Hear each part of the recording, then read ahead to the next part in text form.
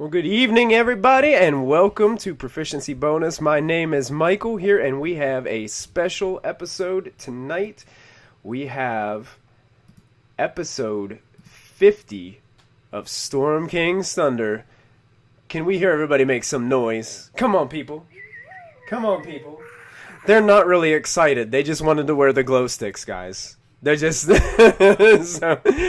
so welcome everybody to episode 50 of Storm King's Thunder right here at Proficiency Bonus. My name is Michael, your most humble and merciful dungeon master for this evening. We have an excellent episode planned for you this evening, so I hope that you will tune in and join us and hang out with us the rest of the episode. I also wanted to let you guys know that we have a special giveaway this evening. We're going to do a Dice Bard giveaway tonight. I've got some dice. You probably can't see them very well because it's all dark in here, but I've got these black and gray marbled dice from Dice Bard that we are going to give away during the break tonight. So Jebs and Stumpy in chat, make sure you guys are hanging out during the break. We will make sure that we raffle these off and get them to one of our viewers tonight. It's going to be pretty exciting. 50 episodes, guys. That's pretty amazing. It's a big milestone tonight. And Stumpy is partying in the chat, so hopefully he'll bring a few of his friends to party along with him too. So, so tonight, I also want to do a couple quick shout-outs to Team MZ, to Twitch, and to Streamlabs for partnering and affiliating with us and allowing us to do this streaming nonsense each week. It's super cool that we get to play this game, but stream it for entertainment for all of you. So thank you guys for sponsoring us. We also want to thank Many-Sided Dice and Nightshade Creations for all their really cool resources and D&D related merchandise. And we also want to throw a big shout out to Dice Bard for sponsoring us and for allowing us to be affiliated with them as well and partnering up with us. So thank you, Dice Bard. Make sure if you guys can, type in !Dice Bard into the chat, and it will give you a link to their website where you can enter the code PROBO to get free expedited shipping on your order just because you know us. So that's pretty stinking cool. So make sure you guys go visit Dice Bard and type in that chat or the coupon code PROBO to get your discount. Also wanted to mention that if you want to support Christy Mystic Water and her show Mystic Hour, if you type in !Mystic Hour into the chat, you will get a link to her Patreon page, and you can go and support her monthly to help kick off her talk show that she does right here at Proficiency Bonus on Thursday evenings. Don't forget, we also have an exciting week for you guys because Waterdeep Dragon Heist. Did you guys hear that? Waterdeep Dragon Heist is coming to Proficiency Bonus. That is right. Stop it, Dad. Stop it, Dad. You're embarrassing me.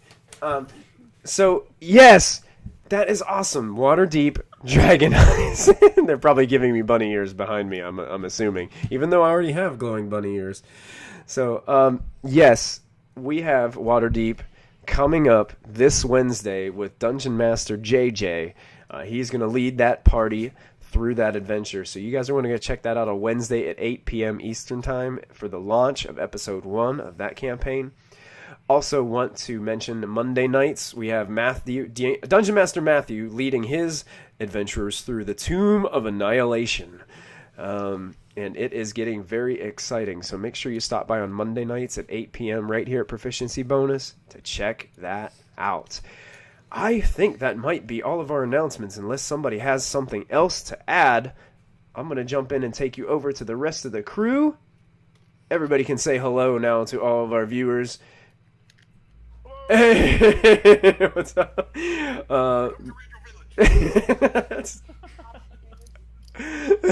So we've got everybody set to go tonight, and we're waiting on, I believe, JJ is running a bit late tonight, so he is on his way, and also Sarah is. Oh my goodness! iPyrite just donated 1,500 bits in the chat already. My goodness. That gives you guys a ton of rerolls, so I'm gonna have to count that out because I was gonna raise the amount this week, and he beat me to it. So. Michael, chat is saying that they can't hear us very well. That we're really low. You guys are really low. Really? That's interesting. Considering I haven't changed much at all from last week. Let's try this. Go ahead and talk, guys. Talk. Is that better, chat? Let me know, chat, if you can hear everybody else a little bit better now. Dog. Okay, yeah, now it's coming through. Now I got it. Okay, for some reason my must have bumped my master volume there. Sorry about that, chat. We've got everybody figured out. So, right now, I'm going to dismiss my wonderful children behind me so they can go back up to playing their video games like they were doing before I interrupted their video games to bring them down here. to enjoy glow sticks. To enjoy glow sticks. But I figured they'd like glow sticks too. So, if you guys want to go ahead back up, you guys can go get back into your video gameage. Enjoy it. Guys. It's game night for them too. They will wear those glow sticks while they're playing their video games. Totally. Good life. All right. So, just a quick recap from episode 49. Last time that we were together, the adventuring party, found themselves in a situation as it seemed as if the guard and the military of Everland was preparing to go out because there was rumored sights of a giant looming on the doorstep of Everland. Molfen and Anastasius, quickly putting two and two together, understanding that they were probably talking about Harshnag, were able to group the party back together. Molfen was able to successfully apologize to everyone who was involved in the shenanigans from the episodes before, calming everybody. It was the most surprising thing I've ever seen Molfen do in a campaign. You need to go watch that episode. It was fantastic. Given how much I drive him nuts, that's saying something. that is. So he was able to calm the party down, get everybody back kind of on the same page. We still think there might be everybody's still trying to get things together. Even Diana apologized to both Anastasius and Callista to get herself back on the same page with them. Callista was able to polymorph Harshnag as Ashlyn, Diana, and Lachlan were able to talk down the military guard from going out after Harshnag. Once they polymorphed Harshnag, they were able to go to the teleportation circles to teleport to Mirabar, where they woke up, or they basically teleported into the teleportation circle that ended up being on a farm, hidden underneath a bale of hay. And after Ashlyn got Harshnag through the city onto the other side. Thank you, Stumpy. Appreciate the bits. And as Harshnag became a giant again, the rest of the party started to walk through Mirabar. And Lachlan and Anastasia started to become very attracted to the gem-encrusted walls of a lot of the buildings here, as this city seems to be a pretty well-off and rich place. That seems like something Lachlan would do right there. So, we are going to dive right in to tonight's episode. Ashlyn and Anastasius will be joining us shortly. So if the videos seem a little out of place right now, as soon as they pop in, we will have everything in its right order. So they will be headed here soon. So the story is told. Lachlan, Molfen, basically everybody but Harshnag and Ashlyn, you guys are currently walking your way through the city of Mirabar. What would you guys like to do?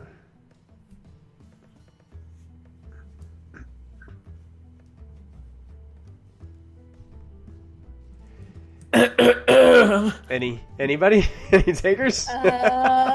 We're not Sorry, going right. I was in the middle of a conversation with Anastasia, so I can't do that until he gets here. Gotcha. Right. Yep, we can do that. Sure. I know Molfen had tried to drag Lachlan somewhere. But I tried to Stunned me. paralyze him and stick him in the bag of holding, but apparently the paralyzed didn't take, Yeah, so it he did- just got poked in the back with the wand. Yeah, Lachlan just got poked in the back with the wand as Muffin was trying Poked in to. the back and both of his hands were up, yeah. Okay. All right. If Callista's off talking with Anastasia somewhere, then Mulfin's just going to be sort of walking through the town looking for the marketplace on his way over to the other side to meet up with Ashlyn. Well, you told me to go talk to Anastasia so to distract him. Oh, that's right. Because the plan was to distract Anastasia one way so I could stuff Lachlan in the bag of holding. That failed, no. Yes. So, Lachlan, you did feel that that wand kind of hit you in the back a little bit. Did I know it was a wand, or do I just think he's like poking me with a stick? He might be poking you with a stick or his quarterstaff or something. Yeah. You're not really sure what he's doing. I'm walking as fast as I can, Gramps. Hey, where are you going? Well, we have to get through the town as quickly as possible to meet up with Ashlyn and Harshnag. That spell that Callista cast on him will not last much longer. I think I cast it on, and I think I still feel it. I think it's still on her. No, I mean the one that she cast on him to turn him into a small bird. On him, yeah. Yeah, that's the thing, isn't it? It would not be good for a giant to just appear right outside the gates. People may get panicky and they may need us. Yeah. Well, I'm sure that you guys can handle that great. I have some business to attend to around here, so I think we could probably meet up, in a little later today. What business do you have to take care of here? You did not know we were coming here. Grocery shopping. I have to get my cloak mended. It's a little tattered from the road. Just, little housekeeping things. One thing that you all realize, it is much colder now. It is very cold here, and you can see remnants of snowfall on the tops of the buildings and things. And you can also see, as you guys are walking around the city, is most of the people here, even though it's dwarven in nature and structure, most of the people walking around here are human. Really? Yeah, most of them are human. You do see some sprinkles of dwarves and gnomes and other, halflings and other races of that nature. But mainly human, and you also notice that they have interesting, like a lot of the men have these really thick, wide beards that come down to kind of like the top of their chest, and a lot of them braid their hair. So they have a lot of these braids in their hair as they're walking around. The women share the same braids, but not the beards, of course. Interesting. You do see dwarves. They're walking around in some pretty hefty plate armor.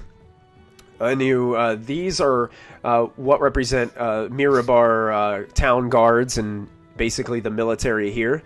You can see they all have these really elegant battle axes that they carry around with them.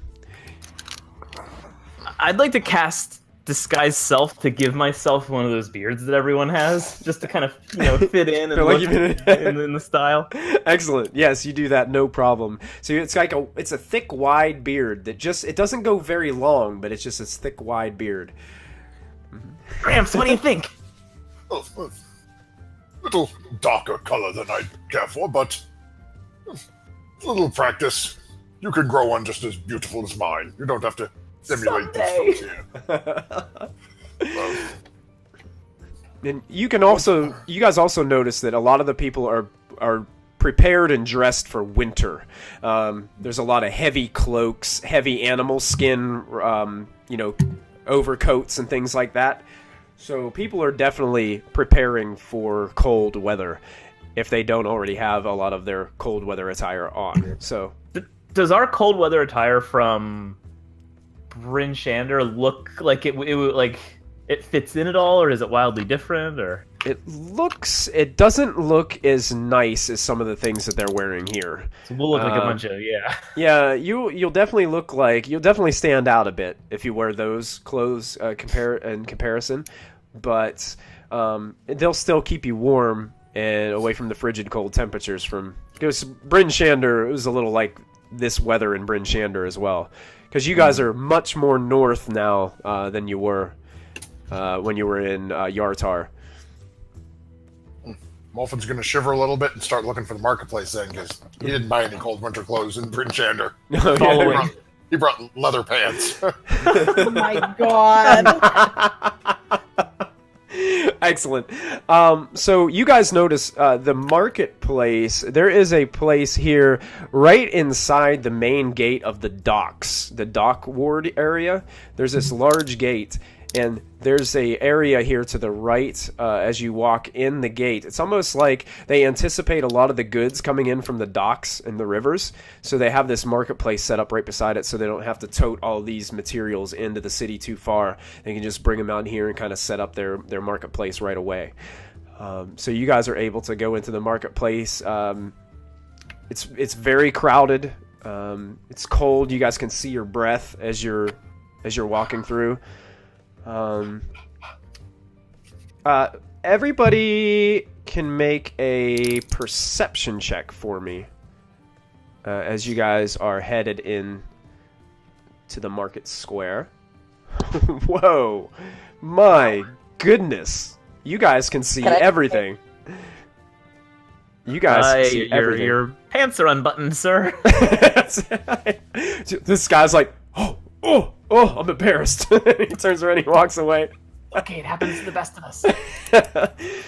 You guys notice as you're walking through, on the side of a lamppost is a piece of parchment. And on that piece of parchment, you see a sketch of a face. And above it, it says, "Wanted." Uh-oh. And that sketch is a sketch of a dwarf man, who has a very rough face with a little bit of a scar right above his left brow, his eyebrow. And he has a beard that is kind of a straight out, kind of like the same one that you're sporting right now, Lachlan, with these two long braids that come down. It looks like dark hair. And underneath it, it says that wanted for theft and murder. They are looking for the Weevil. Oh! I knew it! And there is a offer on it that says 5,000 gold pieces if the Weevil is brought to the Axe of Mirabar and turned in. And he's supposed to be in Waterdeep? That's a long freaking haul for a bounty. But 5,000 gold, that's like, how many of us are there? 5? 6? That's like 750 each? Math? You also see two men that are standing in front of this piece of parchment, this poster. One is a tall man. He's wearing a very long, like kind of bearskin cloak.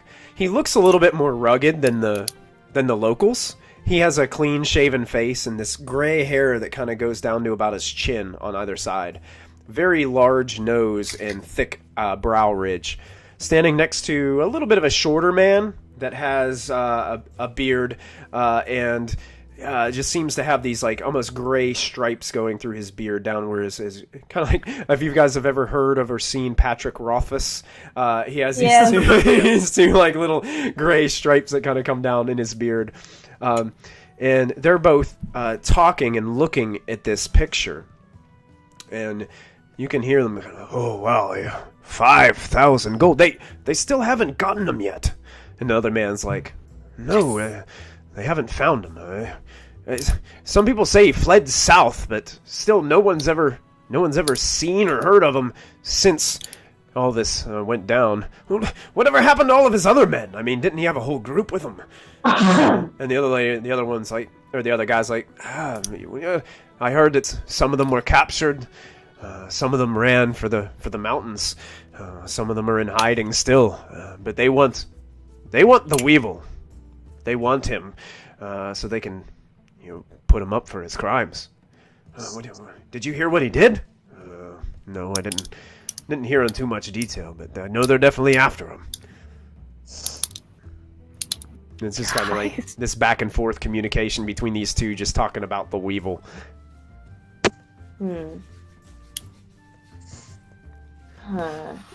Guys, it's destiny. Yes, Lachlan, it's destiny. He's nowhere near. It's destiny that we do nothing about it right now. I mean, are you sure? Roll again for coming here. We are passing through here to go to see the Oracle with Ashlyn and Harshnag, who are on the far eastern side of the town. Okay. But I am in need of some winter clothing, and we could probably use with some supplies heading this close to Cryovane's domain. I am in need of some winter clothes as well. We could buy more winter clothes with 5,000 gold. We So we're could buy gonna a go all lot. the way to Waterdeep, Lachlan. I don't know that we know if is he in Waterdeep. That's where I he think that was was. the last. He was last seen. That was the last report from the Zentarum. Lachlan, I'm just gonna let you know that you know more about this than they do. Ah, Ooh. interesting. He's telling you know more, but he's not telling you what you know. Because I don't want to tell everybody else. Whisper roll. Backslash I'm feeling W. good about this. I mean, if I were him, I wouldn't have fled all the way to Waterdeep, or If you were him, where would you go? Well, that's a good question. I I mean, think we should sniff around a little bit and see if we can catch a scent. At least, I think we owe ourselves and our 5,000 Well- gold. At least that. Why would he be anywhere near Mirabar, the place that has the bounty on him? Well, I mean, sometimes hiding in plain sight is the best way to hide. so how would we ask? Who would we ask questions for finding him? Like, aren't all of Hello, I'm his sketchy. men? That's true. I feel like I can suss it out. I can kind of feel out who might have some info for us. Oh, sorry. Well, 1 if- second. If this is the plan, then I'm not letting you roam completely unwatched. You'll go with me? Reaches into his one of his inner pockets, pulls out the signet ring that I took from that house in Fireshear, Okay. the warehouse. Yeah. I'm gonna show it to Callista. Callista, Mm. I know you have ways to locate items. This is a signet ring I took from one of the warehouses in Fireshear. I don't need that. Unless Lachlan's gonna get rid of every single item he has on his person, I can find Lachlan without it. You never know. Well, go ahead, get naked in this winter. I'm fine with that. If you're really that desperate, you deserve to get away from me. Lachlan's, we're going drinking. We're going streaking through the quad. Woo! Yeah, woo! I was just gonna make him swallow the ring, but Well, no, it works easier. I don't even think we need to get that drastic. I mean, it's not the worst idea. No, you guys are crazy. Yeah, What have I not been trustworthy? Lachlan, you do feel confident that if you were to spend some time moseying around the city, you may be able to even find somebody that might be related to your faction here in Mirabar. Yeah. It's Okay, guys, I think that's the plan then. I'll spend my time, in a totally legitimate and safe and not bad way at all. Go around and politely. talk So about this a little bit. convincing, Lachlan. Insight You guys check. can go, catch up with Harshnag and Right? Ashley. Definitely won't get in trouble at all. I'll definitely you'll find me. I don't they're, even need to insight they're that. they're inciting you, Lachlan, and Diana crit on her insight check. Even For once. even I got a 19. There's a certain amount of hubris in the statement, maybe. Lachlan's being Lachlan, guys. No kidding. I Lachlan, buy? how much money do you have, Lachlan? I wanna. Can I pull out my pants pockets and make them look empty? Do you have money in them currently? Probably. Okay, go make a sleight of hand check. Let's Okay. see if you can pull this magic trick stunt off. My passive is a 14. Oh yeah. Hey, My passive is a 17. yeah, they both see coins in your hands as Yeah, you're I like see pulling it. them out.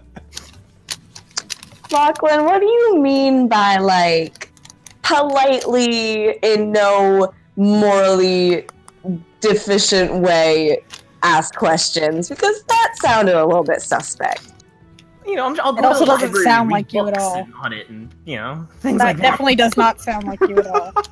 Definitely not gonna like drag a guy in a warehouse and hold a knife to his throat or anything. You know, I'm not. Lachlan!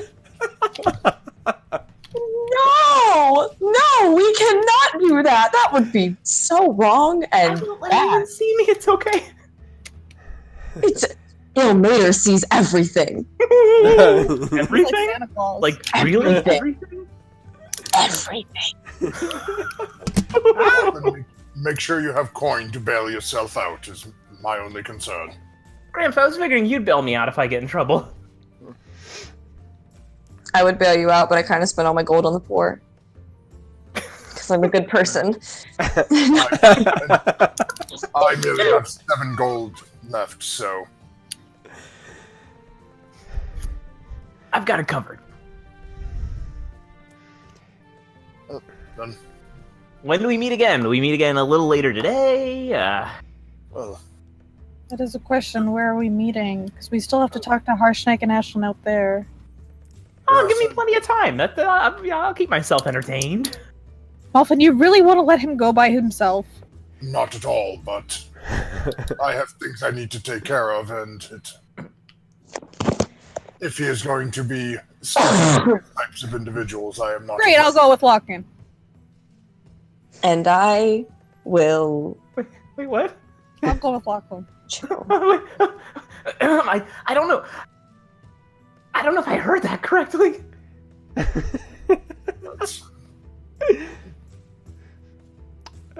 Phyllis, I Lachlan? trust you will take good care of him. Yep. This is like going to the dance with your mom or something. Stop calling me mom! Not your fucking mother, thank God. Going to the dance with your mom. Somebody, Ew. somebody clip that, please. No! Episode title. Ew. No, Callista, it's gonna be fun. We're gonna have a great time. Sure. Okay. Callista, if it comes to it, merely unconscious, please.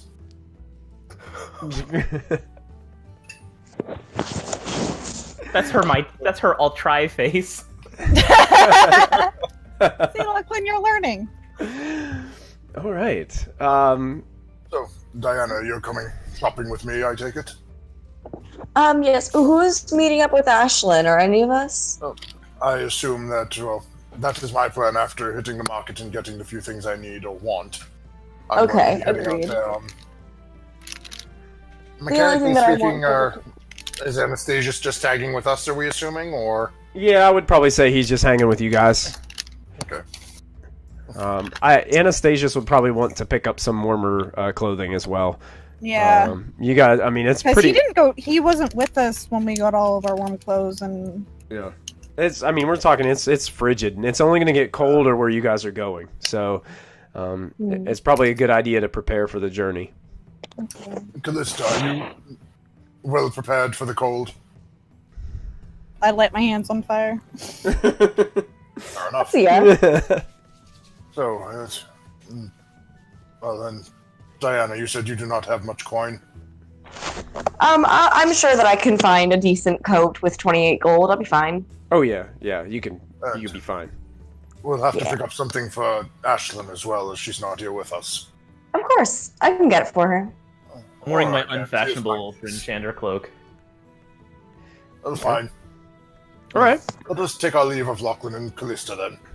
Shelly and Molfen will sort of put out elbows towards Diana and I shall link my elbow in his. I put up my elbow for Callista.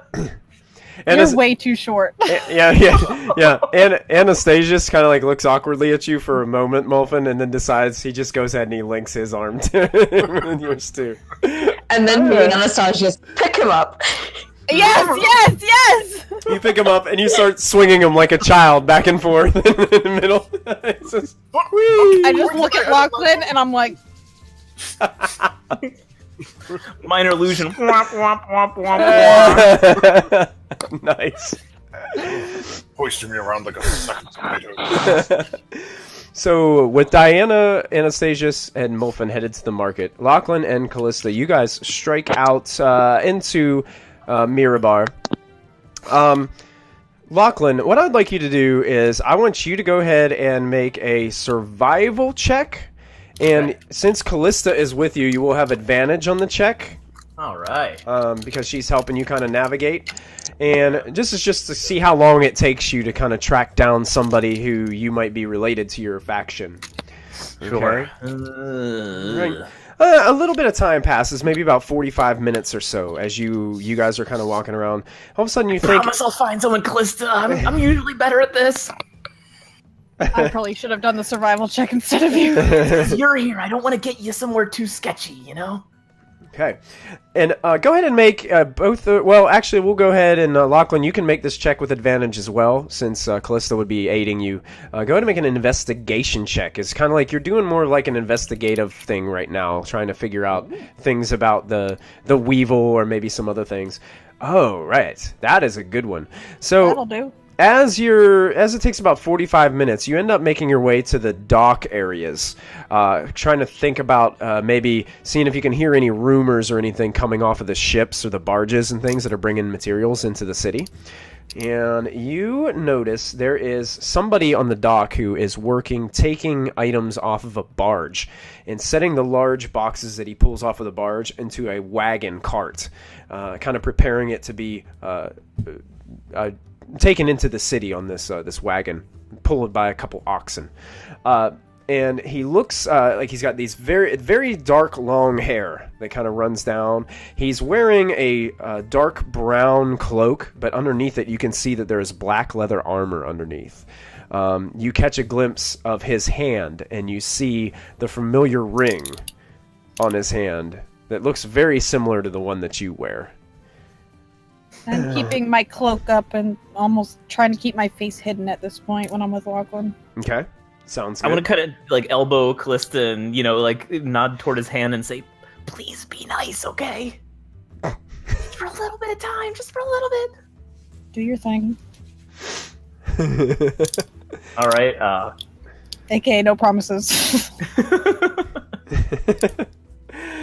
And so he's just kind of hauling goods right now? Yeah, he's slowly going on to the barge, picking up these large boxes and taking them off.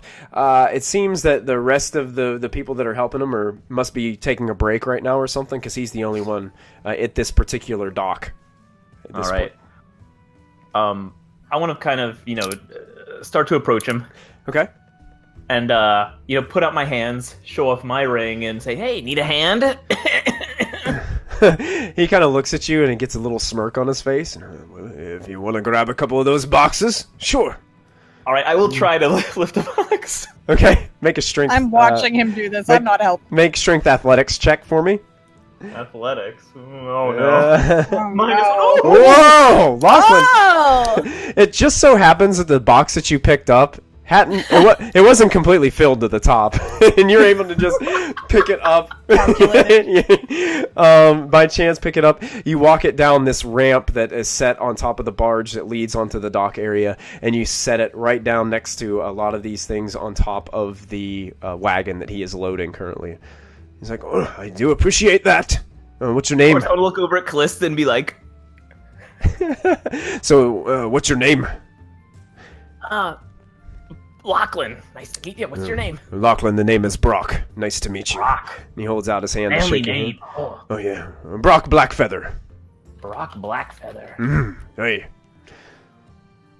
So what, So what business are you taking care of here in Mirabar? Just passing through, doing some things for the family. Oh yeah? What you got going on? I heard that there's some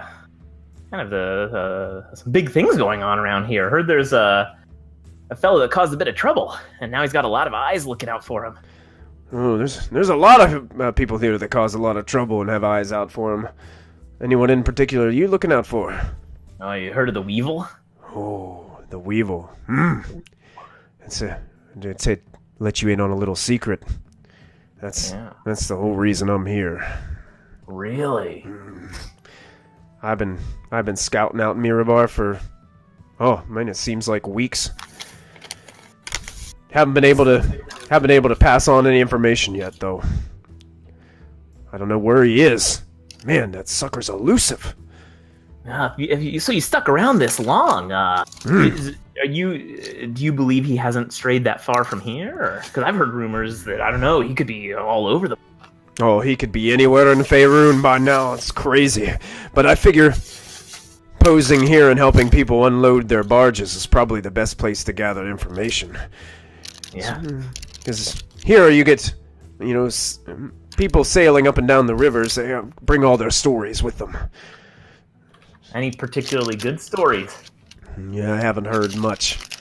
There were a couple people that said something about dwarves and ended up being just a bunch of mumbo jumbo. Mumbo jumbo, really? Absolutely. All these leads have just come to dead ends. Yeah, I've heard Long Saddle. I've heard here. Yeah, they got these all over the city, and he pulls out from his cloak a piece of parchment, and he unfolds the parchment, and there's that wanted poster. He has one inside his jacket, and he kind of shows it to you. Yeah. Have you seen a few of those? I saw two fellas staring at one earlier. Oh yeah, that 5,000 gold pieces can be quite a doozy if anybody were to take up on it. Yeah. Do you know that 5,000? I mean, that seems like that's for people in general. Do you think that anyone's trying to get him and not turn him in? Well, that's actually why I'm here. Have you heard of some higher-ups in the Zents, specifically the Snail? I may have heard the name once or twice. Yeah, the Snail wants him down there. He wants him down. My goodness, he wants him in Daggerford. That was the name I was looking for. Yeah, he wants him down there in Daggerford. Have you ever heard the name Zolkin? I'd take a step forward behind Lachlan. My bodyguard. Of course. Yeah, it's wise to have one of those. Yeah. He's formidable. Apparently, from the information that I gather, this Zolkin guy went completely crazy. He was a member of the Zentarum, just like all of us. Well, he went completely berserk. Basically, ditched the joint, supposedly went to some temple and just slaughtered all these innocent people. Since then, he's been missing. Apparently what the Snail wants to do is the Snail wants to put the Weevil in Zolkin's place.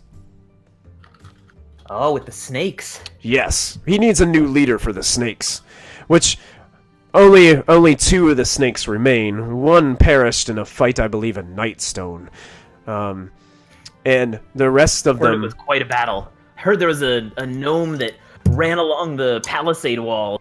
Really? Yeah. Well, that one must have been some feat. Did you see it with your own eyes? I heard a thing or two, Oh, wow. That's incredible. Heard a bear's tracking him down. Oh, yeah? Yeah.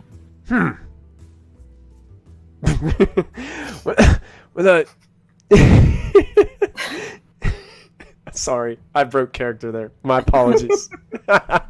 He kind of looks at both of you and he's like, "Well, I'm sure the Snail would be very appreciative if the Weevil could be tracked down and turned into him before anybody could turn him over to the Axe of Mirabar, that's for sure. It's hard to say what could happen to him if he's turned in. They most likely would either put him in prison for the rest of his life, or he might, be put to death. Wow, yeah, I mean, it's interesting. How much do you think that the snail, do you think he knows anything about this Zulkin, or do you think that, From what I understand, I didn't have much, I've only met Zulkin once. And You met him? I did, I met him once. Long time Where? ago. Where? Where'd you meet him? Oh, man, I can't remember exactly. It was north of Waterdeep, I believe. It was so long ago, I can't really remember. I only had Talking years ago, weeks ago? probably at least a year ago. Okay. Yeah, it's been a while. I didn't see any of that crazy in him whenever I met him, but I only shared a couple, just a cup of ale with him and just a few, just general conversation, nothing. Well, Didn't suppose pick you've up heard any- any rumors about where he's gone since he's been crazy? No, I just... Any sightings? After the temple, he disappeared. Nobody knows. The snail didn't bother looking for him too much because he didn't want anything to do with him after he basically just flipped out. Is he still one of us, or is he not one of us anymore? He actually, from what I heard, he took off his ring and threw it at the snail on his way out. So things aren't good between them right now. Interesting. I would never take this ring off. I'm so happy to be here. Yeah. I think people respect us, Be careful about who you show that ring to. Oh, I definitely am. I know that, some of us get a bad reputation, but... Most of you get a bad reputation. No, I wouldn't say me, Brock Blackfeather. I wouldn't say I would give you the... do I give you the impression that I give off a bad... do I give off a bad impression? He looks over at Lachlan. Oh, excuse me. And he kind of takes his long hair and kind of pulls it back behind one of his ears, and he kind of tries to wipe some dirt off of his face a little bit. He's like, maybe I should clean up a bit.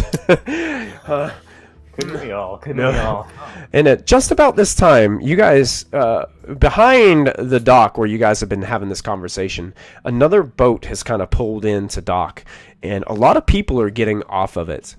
And you can see that a lot of people are kind of moving back and forth, and about 15 feet away from you, you see these two individuals stop in front of another lamppost that has this parchment wanted poster sticking up in front of it.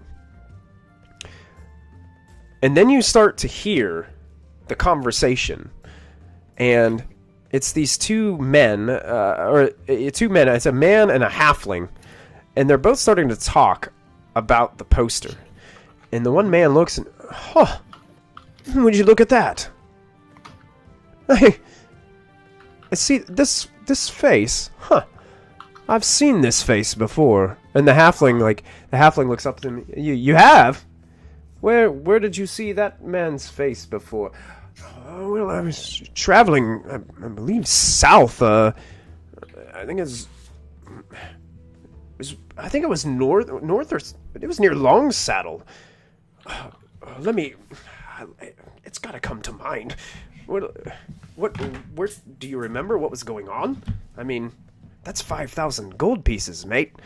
I mean, I'd be willing to, if we could find him, we could split that. And the human man is kind of like, oh, but I can't seem to remember. I know he must have been. Oh, that's right. That's right. I believe it was called Solander's Keep. That was the dwarf that was working in the stables. What? You remember? Oh, he's a wanted criminal? Yeah, but it's kind of crazy because he was very polite. He took great care of the horses while we stayed there for the night.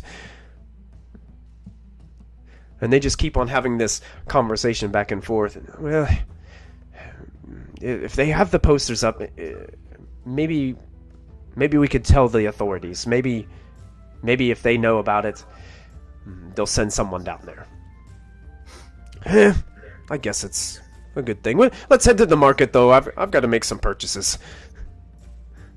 And then they start to kind of move slowly towards the market, following behind the rest of the people that kind of recently got off the boat. Does Brock have any reaction to that, or did he hear it? You see him look over his shoulder. He looks back at you and makes eye contact with you, Lachlan. Gets a little bit of a smile. And then immediately starts to run past you and Callista down the docks towards the gate. Before he starts getting far enough, can I thorn whip him? Sure, you can. Yes. And pull him back 10 feet. Make an attack roll with your thorn whip. Okay.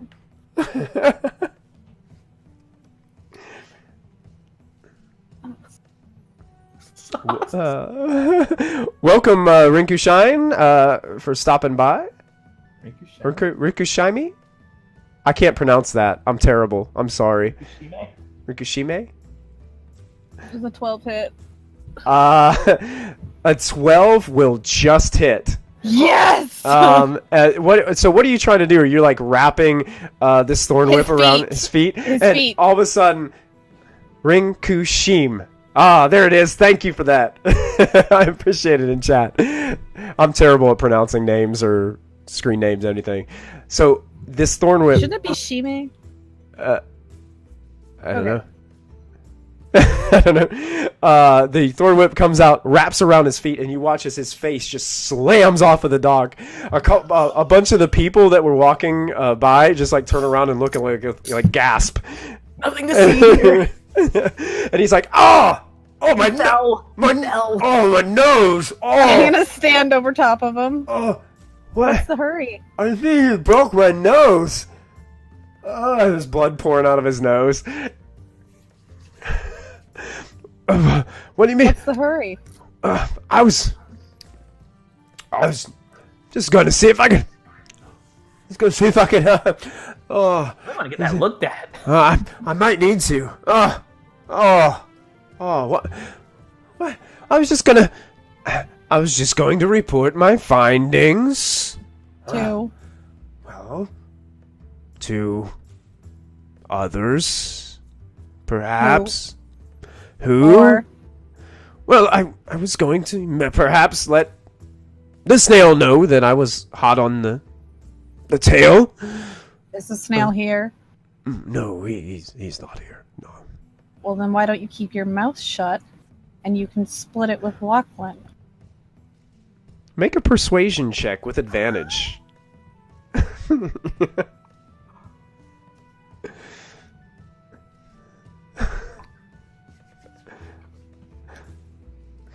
He- And y'all say, "Wolfen's got a dark side." So as he's kind of like wiping the blood off of underneath his nose, he looks at you and he's like, it looks like the light bulb just goes off in his head. So you're wanting me to turn him in to get the money? Did I stutter? Yeah, but I was supposed to give him to the snail. And what do you get out of that?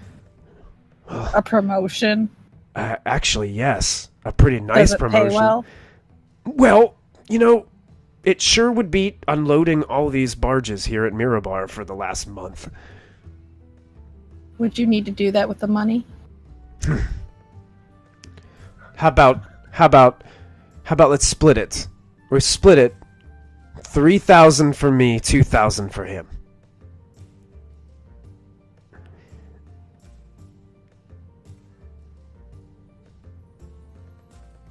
I light my hand on fire. How about 50-50?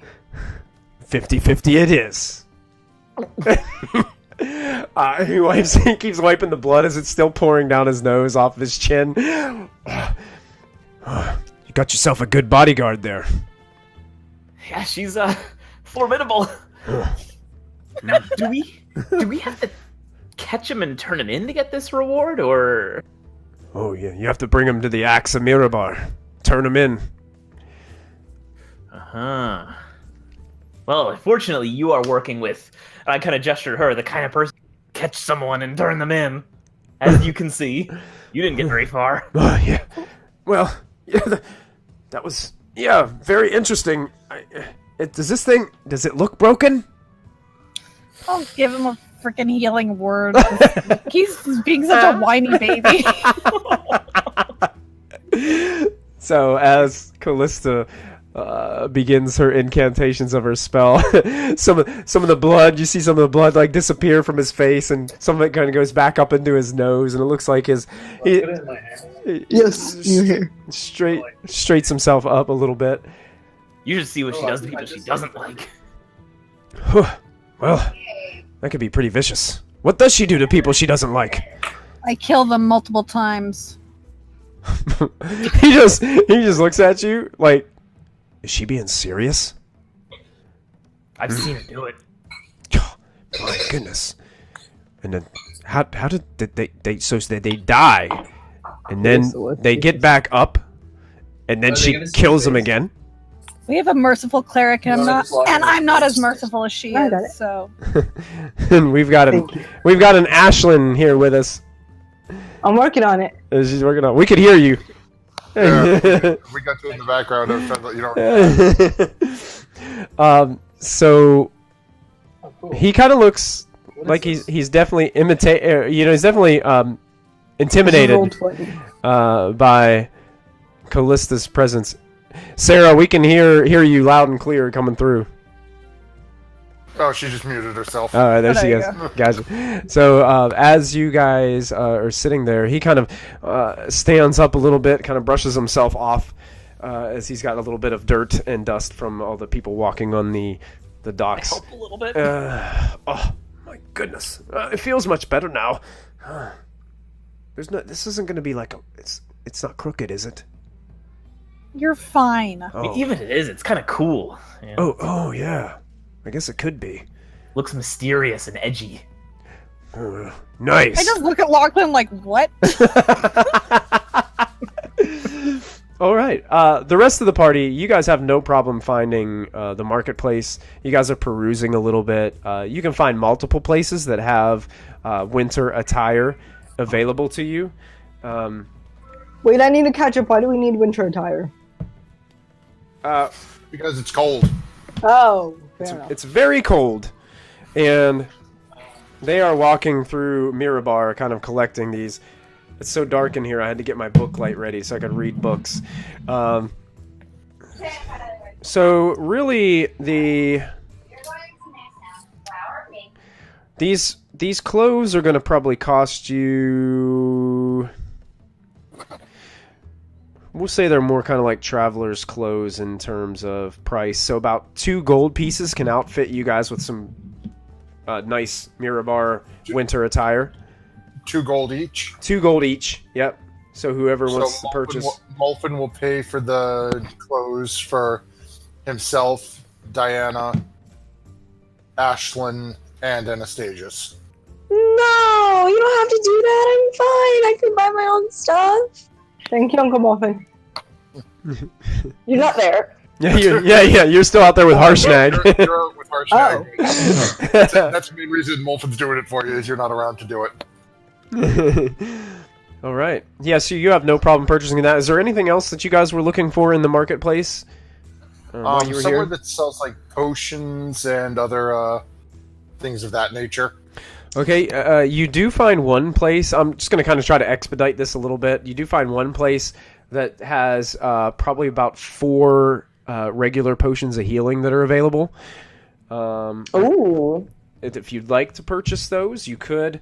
When it comes to other kinds of items of this nature, this Mirabar doesn't seem to have as much available as Everlyn did when it comes to this kind of thing.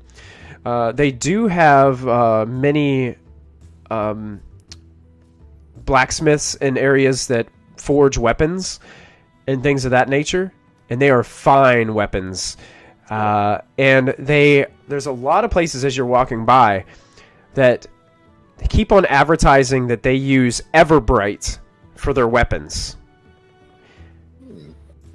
And hearing some of the gossip and talk in the market, Everbright is something that the dwarves found here in Mirabar. That's like a coating for their metal that you never have to polish your weapons. They are always completely bright and shiny, no matter what.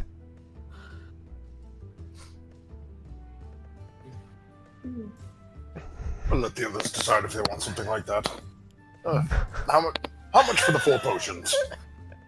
The potions, let me double check one second. I thought they might have been 25, but they may be 50.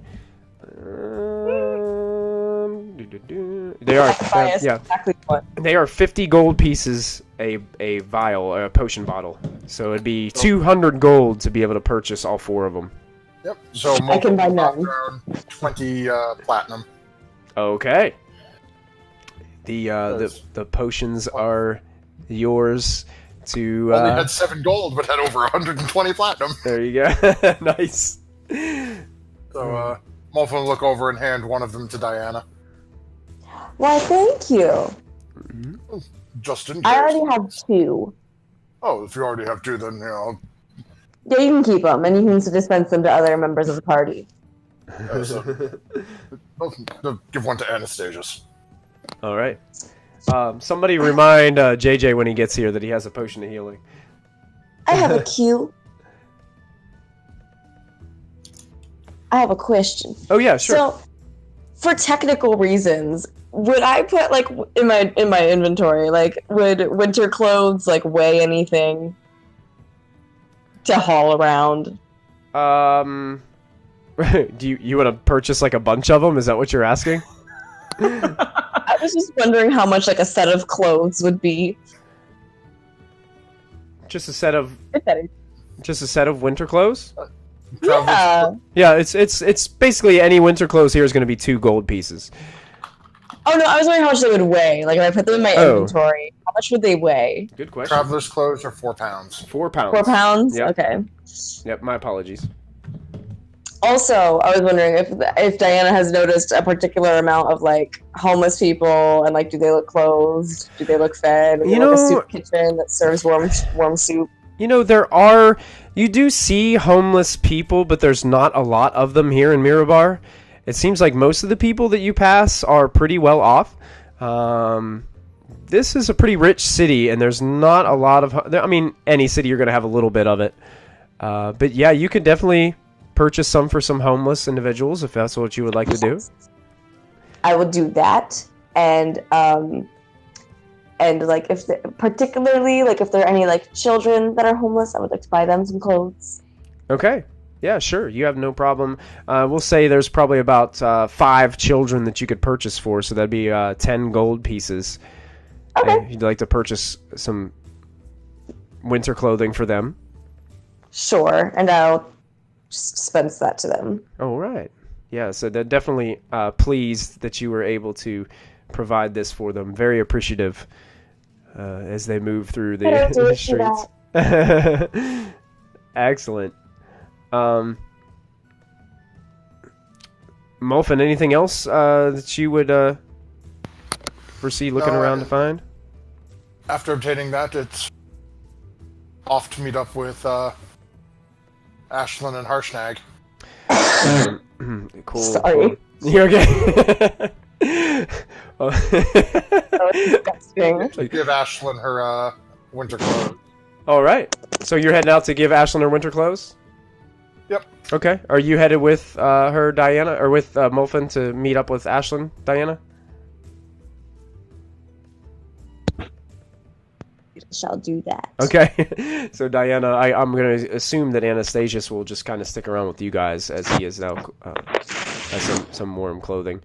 Lachlan and Callista, after obtaining this new information, what would you guys be doing? Callista, that was amazing. You still regret taking me with you? I thought it was a great idea from the get-go. Uh-huh. So, I guess the question is, what do we do with this info, you know? What do we do with Brock? We're gonna have to take him with us, otherwise he's gonna get a head start. Wait, I heard my name. Were you talking about me? Hey. You guys are kind of like huddled over there, and he just kind of like. oh, never mind. I'm sorry. I'll just... 1 minute. Oh, sure. I'll just wait over here. Thanks. Sure. Yeah, absolutely. No problem.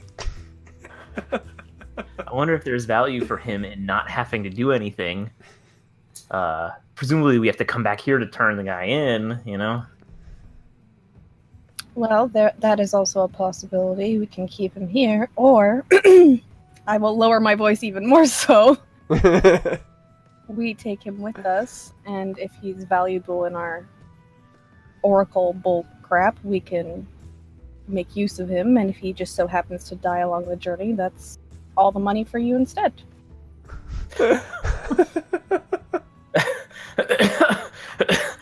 That's cold and pragmatic, and I like it. He's a Zent. I don't really care. We could offer to see if he's interested. I mean, he looked like he was wearing armor, capable. All right, we'll leave it to see what fate decides if he comes with us or not. As Lachlan's saying, he seems very capable. You guys kind of look over your shoulder, and he's over there going, and he tries to like cough up this huge loogie, and he like spits it off the side of a dock. You're gonna regret this. Kind of scratches himself a bit.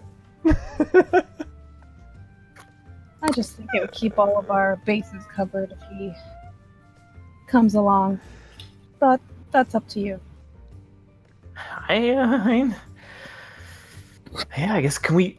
Do you really want to, trust him near the Oracle and everything? Like I said, if he happens to die along the way. Wait, are you implying you're gonna kill him? Are you implying you're gonna kill him? Calista just looks at you.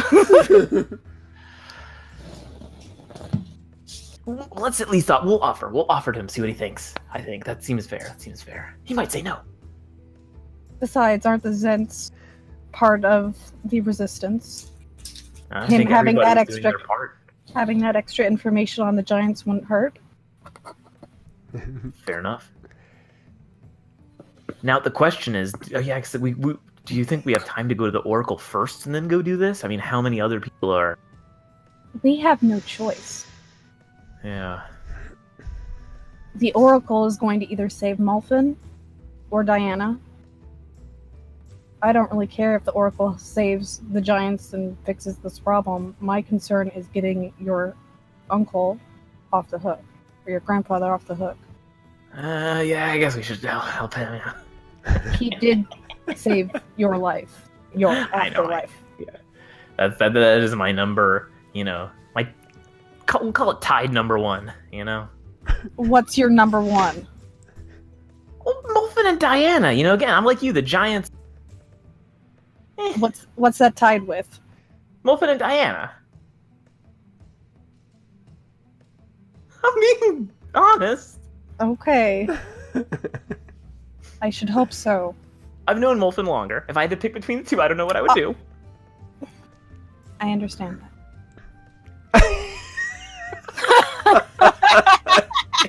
Matthew. You couldn't pick between the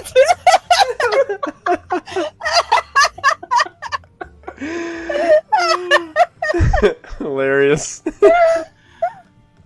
All right, then, go talk- and go- we risk that someone will, get there first, but I think that's a risk we have to take. If they're capable enough to bring down the Weevil, I'd say they deserve it. Fair enough. We are in agreement.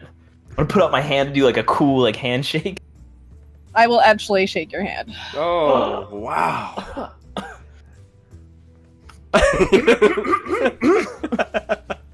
Lachlan's feeling pretty good about himself right now.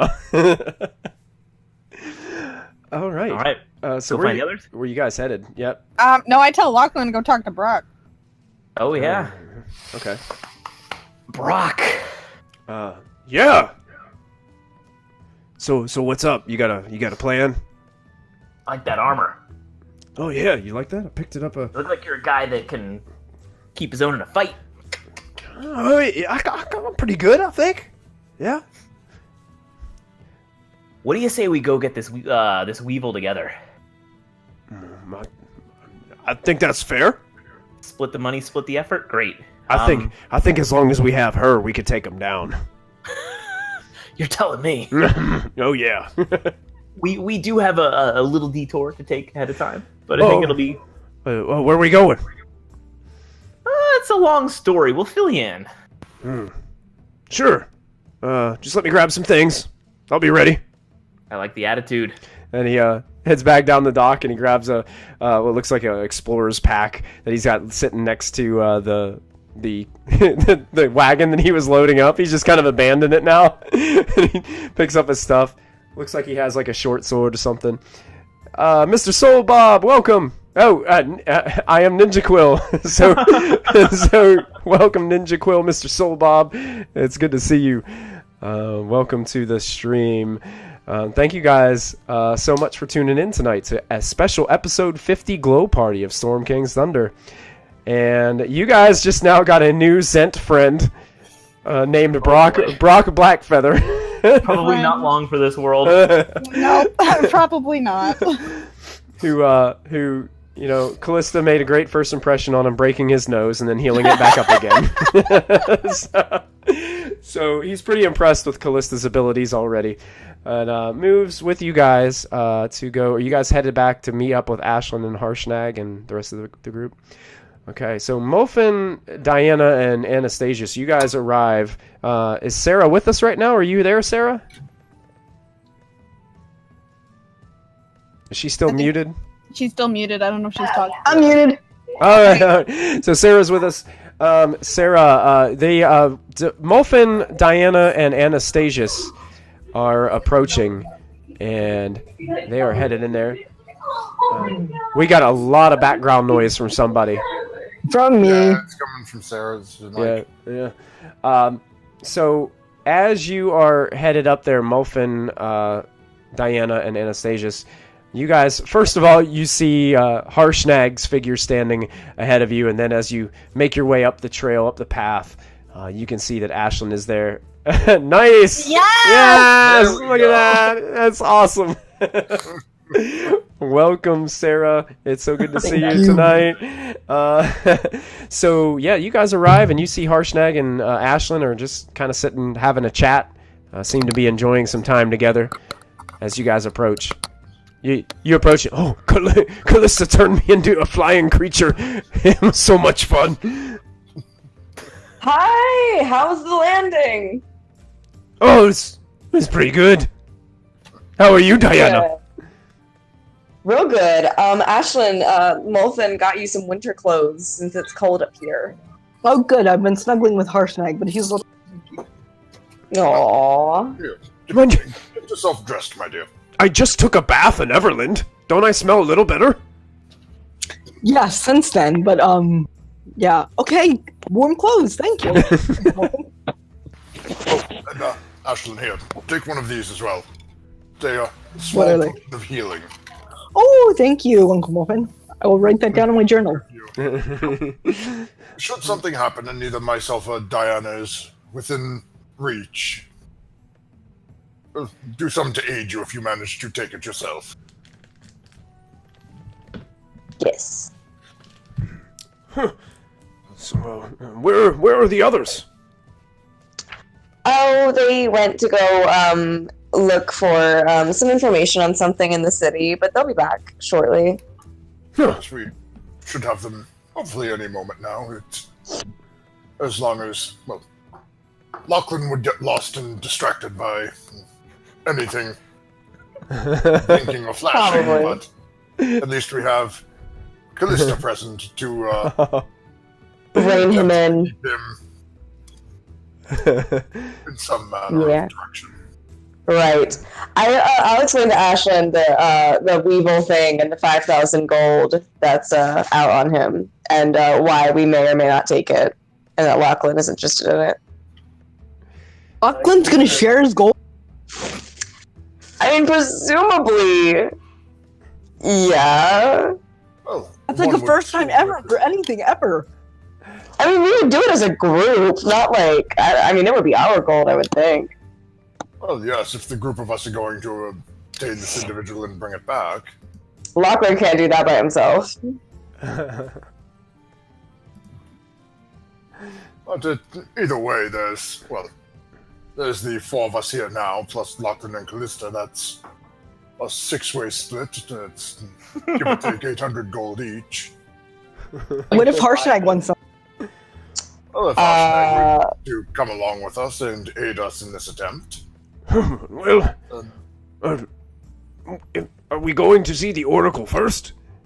Yes. But of course, I I do not think Callista would have it any other way, given current situations. He looks right at you, Muff, and he's like, "You have helped Harshnag, so Harshnag will help you." It has been a pleasure, Harshnag, as it seems my niece has taken a liking to you, so it is the least I can do. Ashlyn is the greatest. You're the greatest. No, you're the greatest. No, you're the greatest. You're the greatest, and that Callista, she's pretty strong and powerful, too. I see a fire in her eyes like I don't see in some of the others. Oh, thanks. She can turn into animals. She's magical. Oh, I tell you. Just be glad it's only the Among- fire in her eyes you see and not on her hands. Among the frost giants, she could lead some of them. I bet you could. Hey, Callista, how big can you get? I'm not there yet. Yeah. Oh. And as you guys look, Harshnag kind of looks up. Oh, speaking of, here they come now. And he points, and Callista and Lachlan are walking, and they've got this human man walking behind them. This dark hair and a dark cloak with a backpack kind of over his shoulder, and is walking up the trail behind them. Is he good looking? Good question. He's kind of rough and dirty looking. I don't like If he could, it would take a really good makeover to get him to be as like stunning as when you guys first saw Zulkin. So like it's not like a rough and tumble, like, you know, masculine kind of filthy. It's just filthy. Pretty filthy. Yeah. Ew. Does he look like he's walking with them, or does he look like he's a little ways behind them? It looks like he's walking with them. Yes, like he's like 2 steps behind Lachlan. Callista or Lachlan are kind of walking side by side, and he's just like right in the middle behind them, just walking. I would like to immediately size him up. Okay. Wait. Yeah, you're unsure, but you do notice that he is wearing a ring. Oh, nuts. He's either married or something worse. Is he in marriage or Something is he in worse. Torum? And they slowly approach. Lachlan and Callista, you are reunited with the rest of your party. Callista, we were just talking about how you could be Queen of the Giants. Excuse me? Queen of the Giants. You Why? want to say it again? Queen of the Giants. Okay, stop saying it like that. What? Okay. I drop my hood once I'm with the party. What? What exactly are you talking about? How awesome you are. Oh, I was just talking about how fierce and strong you are, Callista. That is a trait that us frost giants value the most. You actually see Callista blushing a little bit. Oh.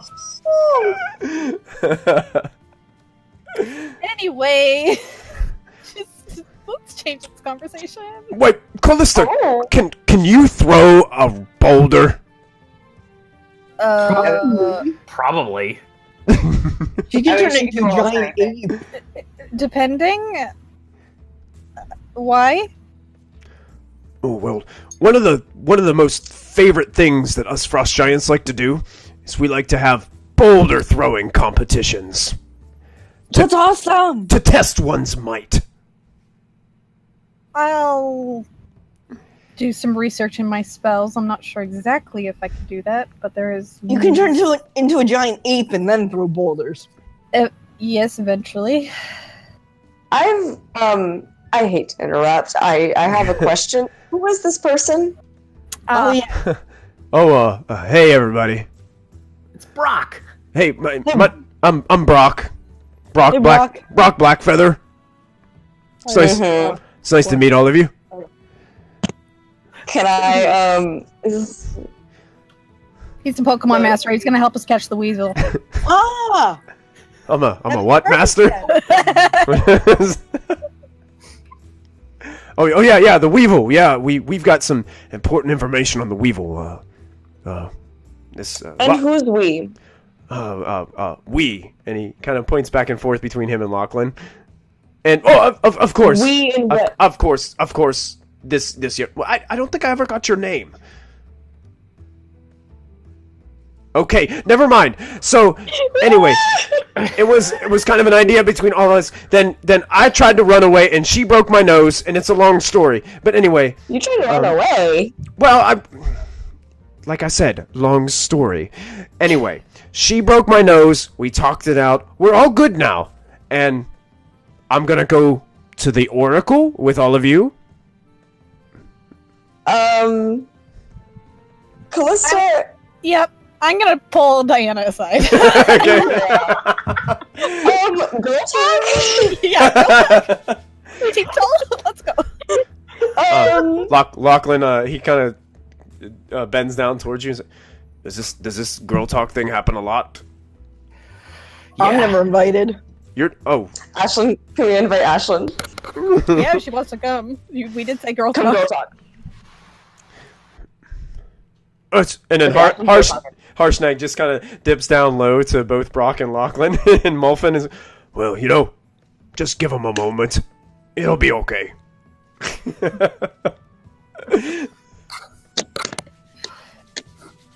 And when they're Okay. done, Wolfen is going to start yelling at Lachlan and Gnomish. Okay, what are you going to yell at him? What are you thinking, telling random people about the journey to the Oracle, you fool? It was Callista's idea. Oh. Oh, what? It's okay if it's her idea? Gramps. Ultimately did very Trust my close. judgment. And in common, looking between Harshnag and I don't know if Anastasius is anywhere near, but he's saying this quiet enough that the guys hear it, but he doesn't want the women who just wandered off to hear. Lachlan, you I am not afraid of. Her, she terrifies me. Yeah. And Callista and Diana and Ashlyn, you guys, Broke me. you guys have moved off of the trail a bit. Okay, as everybody busts out laughing and can't breathe. Welcome to a typical Friday night here at Proficiency Bonus. Callista's not a laughter, but Christy is. Callista has no idea she terrifies the old. I feel as though she does, though. What? Yeah, that's a good point. I think she does too. She terrifies everyone. Yeah, To in be a good fair. way. She's In a used good to way. that. Okay. So you guys are off the path a bit. Yes. So speaking of girl talk, there's this thing called nail polish. Have you ever heard of it? I have. Oh my god, love it. Favorite shade, gold. Immediately, sparkly. Yes. Gold. Wow. I didn't know they made it in gold. They just gave me this like crappy pink color, but that's fine for right now. Pink is okay. Anyways, so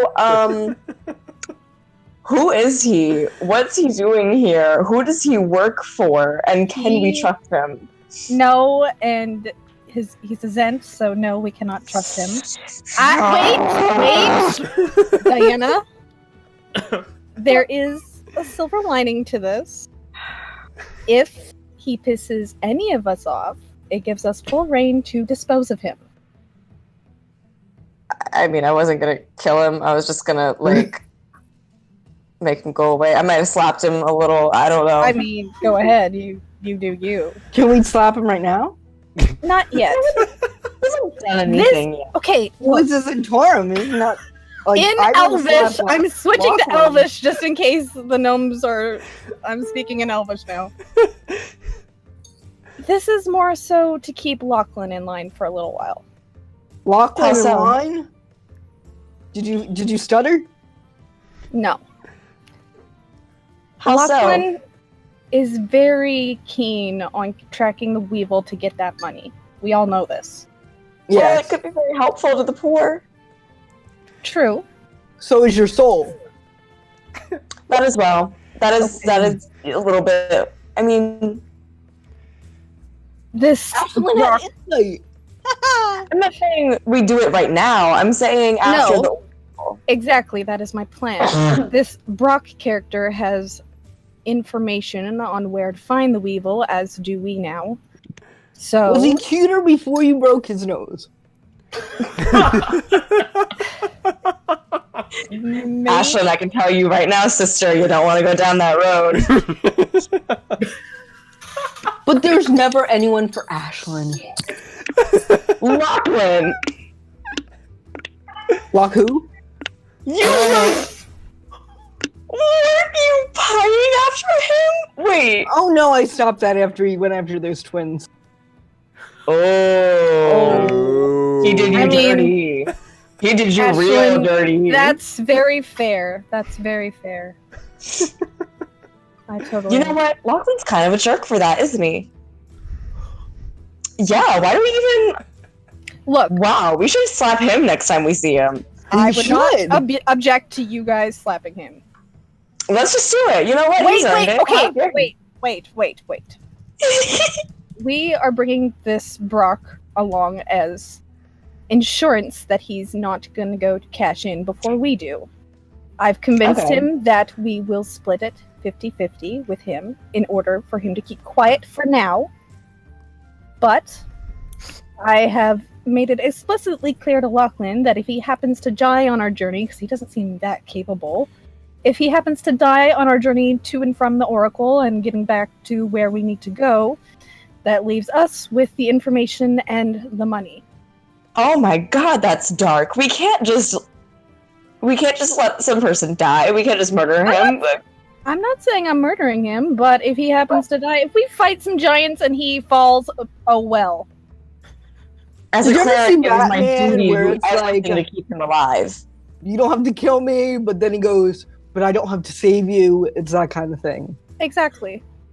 Yeah. As a cleric, it's kind of my duty. Just to let you know, it's like a Hippocratic oath. I kind of have to help him if he's dying.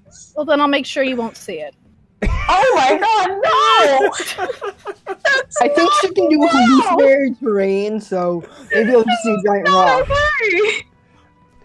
Yes. We- So disappointed. I'm This would be saying such a This thing. is a last resort. If he is not trustworthy, we do need to dispose of him. But if he can keep his mouth shut, if he actually is able to help us, there shouldn't be a problem. I'm not saying we trust him, but I'm saying we use him. Ooh, question. I already punched Lachlan earlier, like 2 days ago. Can I punch him again? Of course. Okay. As you guys are having this conversation, Harsh Knight kind of bends down to the other guys and he's like, "They've been over there for a little while now. What do you think they're talking about?" Nothing good. But he's like, "Oh, no matter. You know, one time I held my breath for almost 5.5 minutes." I love guy talk. That's So it's like you guys have this really in-depth, like, strategic conversation going on, while the guys over here are talking about how long they can hold their breath. So, Brock's like, "Whoa, that's impressive." yeah. And we pan back over to the girls. Okay. So my Wi-Fi just dropped. I can. Oh no, we got you. I can still. There you go. You still got me? Yeah. Yep. Oh, thank God. I thought everything froze. So I was so scared. There you go. Okay. So where are we? Oh. Oh. Slapping Lachlan. Okay. Good. That's where we should be. Wait. There you go. No. What? What is that? Wait, are you actually slapping him right this second, Ashley? Yeah, that's my slap for Lachlan. That's not what I said. Sure, I'm not going to stop her, but that's not what I said. Did you walk over and punch Lachlan? Yeah. So as guy talk is commencing, Ashlyn butted out of the conversation and walks up and just decks you right in the face, Lachlan, with a natural 20. You took 13 points of damage, Holy crap! and you have a huge bruise and mark of her hand on your face. I want to check to make sure I still have all my teeth. That's what you get, Lachlan. For what? You know what? You And then I know turn what? around and walk, and then I turn around and walk away. You Back to know the girls. I look over at the guy's like, what just happened? What? Brock's like, what was that for? Lachlan, what did you do to her? He knows what. No. She thinks I you was know just what. standing here. Lachlan, you better figure it out, because if one thing being married to your great-grandmother taught me, they think you know. They will never tell you. Maybe I should be invisible more often. Harshnag bends down and says, Lachlan, I hate to tell you, but she could probably kick the snot out of you. Thanks for the vote of confidence, Harshnag. Well, I just want to keep you safe. Ashlyn is very strong and fierce. Yeah, I've seen. You've also felt, apparently. My ears are still ringing. Is Zos back with us? Is she? I had malfunctions. Very sorry. Alright, it's okay. Alright. I don't see her, but I hear her. Yeah, I hear you. yeah, I don't see her, but I hear her. Yeah. It's gonna take a minute for the Wi-Fi to catch up with the computer. Okay. So you are still in your conversation with Callista as Ashlyn disappears and then eventually comes right back after socking Lachlan in the face. Oh my word, goodness! Well, he should learn eventually, right? I mean, that's very true. He kind of had it coming. Yeah. He does. Mr. Soul Bob and Consequences do owe him. Mr. Soul Bob in chat's like, imagine if you killed him. Oh my God. Flurry of blows. You think Morphin went dark before? Or do you remember murders his great-grandson? Anyway, Diana. It's not murder if it's justice. We use him. We don't trust him, but we use him for now. I just, no matter what, I cannot get behind disposing of another person's life. I never will. I don't expect you to. It's not disposing if it's getting rid of for a certain reason. As I eat a cookie. Thank you. Oh my gosh.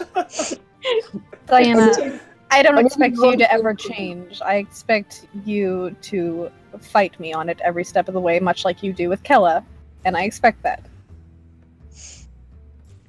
But I mean, if we Should don't we want punch him, Lachlan for we Kella just- too? What? Should we punch Lachlan for Kella too? Because that wasn't really nice too. I'll handle that one. Okay, you do that one. But I mean, we don't have to kill him, right? We can just knock him unconscious, leave him in the woods somewhere, Who, Lachlan? or no, the guy Brock. Oh, Brock. Oh yeah, we can do that too. Like, we don't have to kill him necessarily to get rid of him. We can just We will see what happens. We will see how useful he is. I don't need to get rid of him right this second. He could very well be useful. We don't know. And I mean, giving him like a tiny portion wouldn't be that bad, right? Like, if it comes to it. We'll play it by ear, Diana. Because I don't want him around and I don't trust him, but I also don't want to, like, murder him. You don't have to murder him. All right. I will compromise with you. If worse comes to worse, I will not kill him. Thank you. That is literally all that I wanted to hear. Okay. But I feel like you were going to add something else.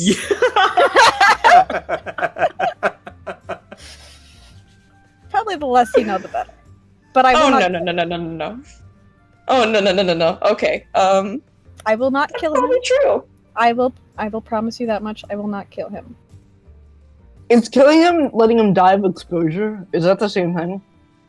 Yes. Oh. Letting never him mind. die when you can possibly help him is murder. It's murder through neglect. I don't think that's correct. But I don't have a dictionary. That's not If how you the could- justice system works, but okay.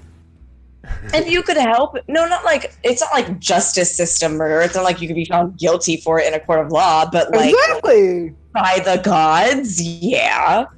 What The god? gods have never been on my side, Diana. And I'm never on Well, theirs. Ilmater is. Ilmater is rooting for you. Mm. Because I am. Is he really though? He is! For me? Yes, for everyone. I mean, I'm here. You think that he would be rooting for any of you if I wasn't here? Like, no, wait, wrong way around, the other way around. If I wasn't here, do you think? No, wait, that got really bad. You're really I confusing am me. here as evidence of him rooting for you, but he would either way. My point is, Diana, I will keep you Okay. guys safe. If he is a problem, we will deal with him. I will not let Okay. him hurt you. I will not let him get near the stone or know anything about the stone. He is purely a means to an end.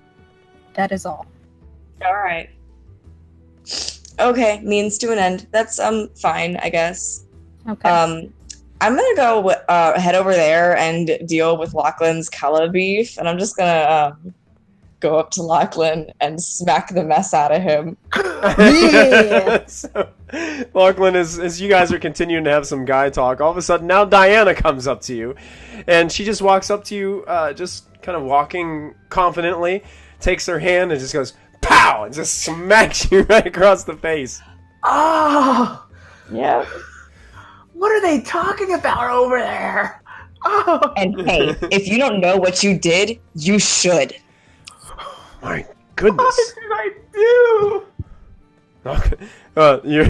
Brock's kind of like looking at Mulfin and saying, man, this guy must have a reputation. Got two beautiful women come up to him, smacking the mess out of him.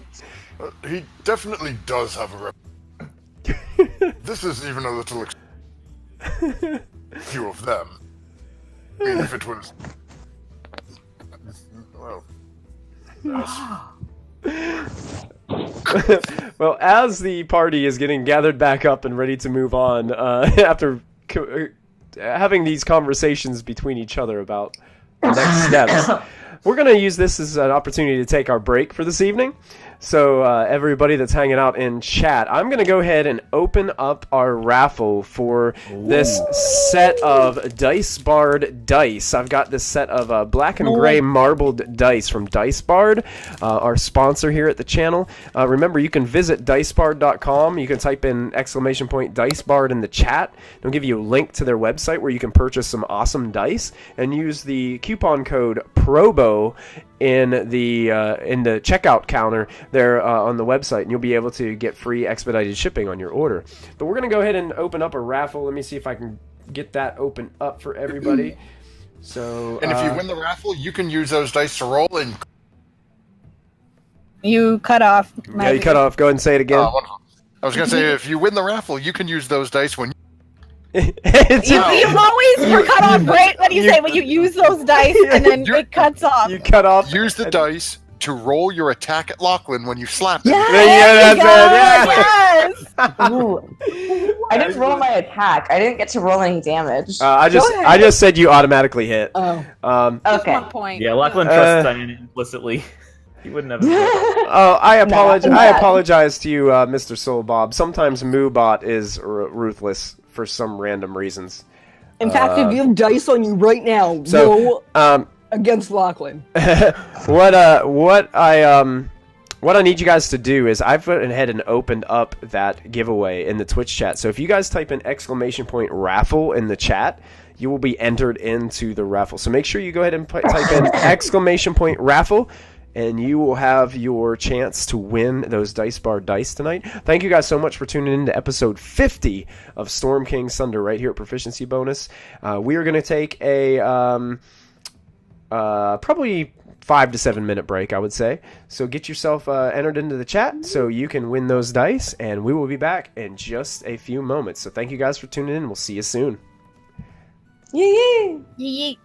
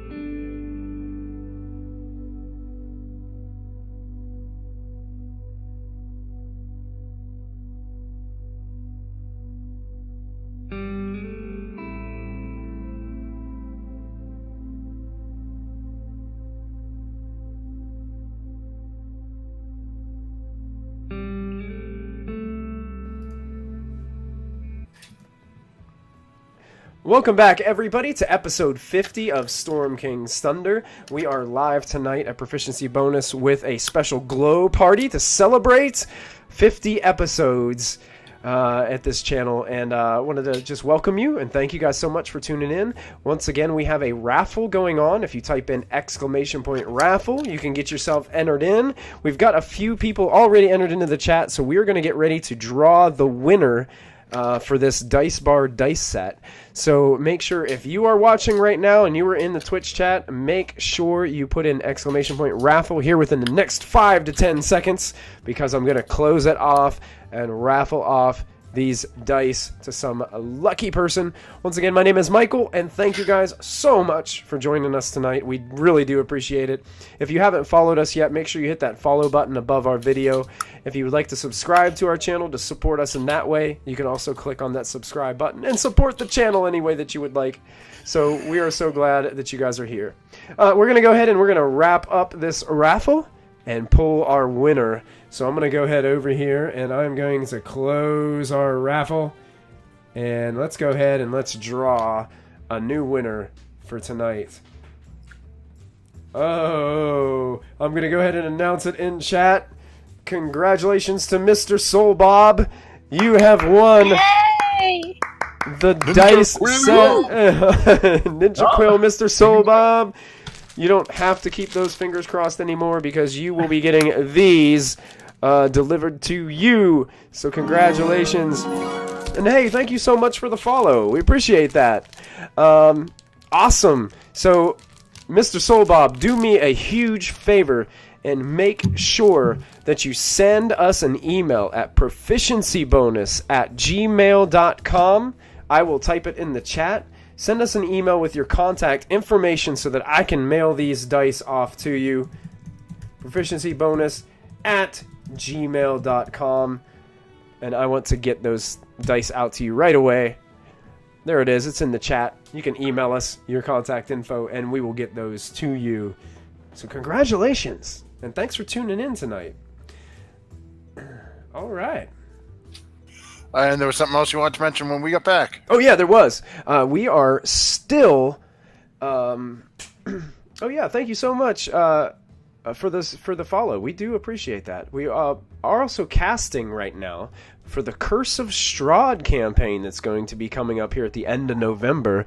Our Dungeon Master is going to be Sarah for this casting call, and we have a link in the chat that you can click on to take you to a Google form to fill out an application to be a part of that cast. So make sure you click on that so you guys can jump in a game with Dungeon Master Sarah. That will be... yeah, Strahd is pretty spooky. I've seen it run before. I got to play a little while, and then life happened. But but yeah, I guess that's my way of saying I was too scared to play the rest of the campaign. So yeah, we'll be having Strahd coming up. So stay tuned till the end of the episode. We've got a couple more announcements for you guys, and we're going to jump back into our adventure as our party have added another wandering traveler, a Zentarum named Brock Blackfeather that they met in Mirabar. And they are now beginning the trek towards the Oracle that they are been following, or been trekking along with Harshnag to find. And I'm going to go ahead and change our music away from the Mirabar music. Let's get some... Let's see what adventuring music we have. Let's do this one. Yeah, I like that one.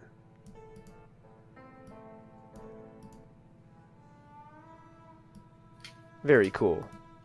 Turn that down a little bit so it's not too loud. All right. You guys are headed a little bit...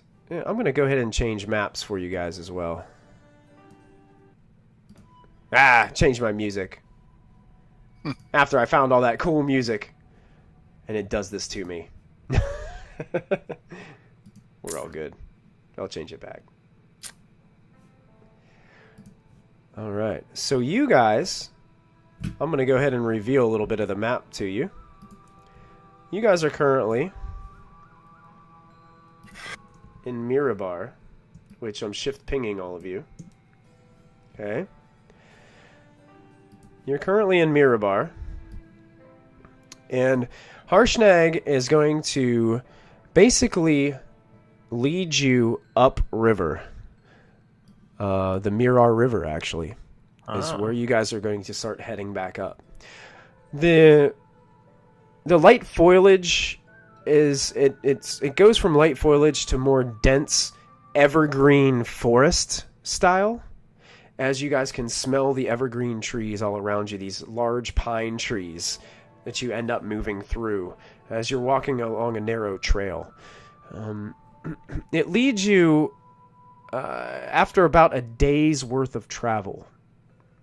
You guys get to a point where night is upon you, and it comes time to take a rest. Anything in particular you guys would be doing at this point? Or conversation that you'd like to have with one another or anything? I'll take a watch with Harshnag. If we're doing watches. I don't know if we're doing watches. Sure, we can do Molfen watches. Molfen will volunteer to take a watch as well, but I would take a watch with Molfen. Okay. I will take a watch. I guess with Lachlan. Okay.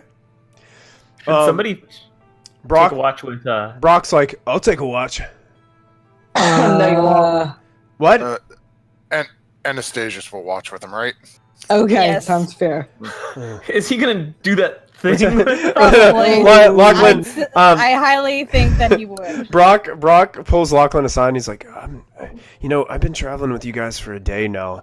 I'm still a little worried about him. And he points to Anastasius.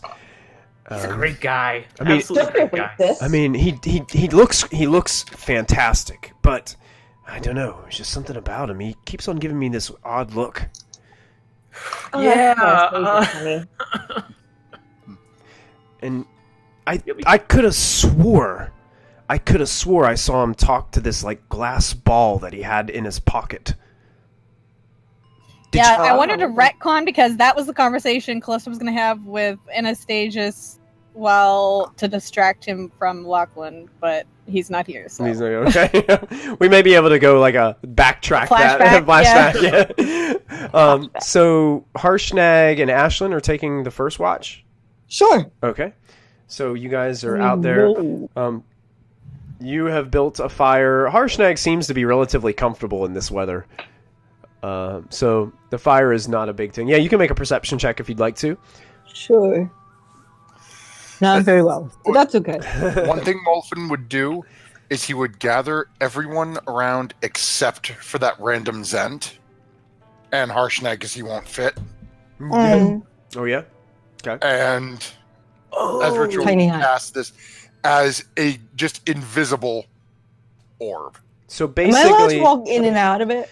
I think Everyone except for me and Harshnag and the Zent guy, Brock, can't enter it Okay. because they weren't inside it when I cast it. Poor Brock.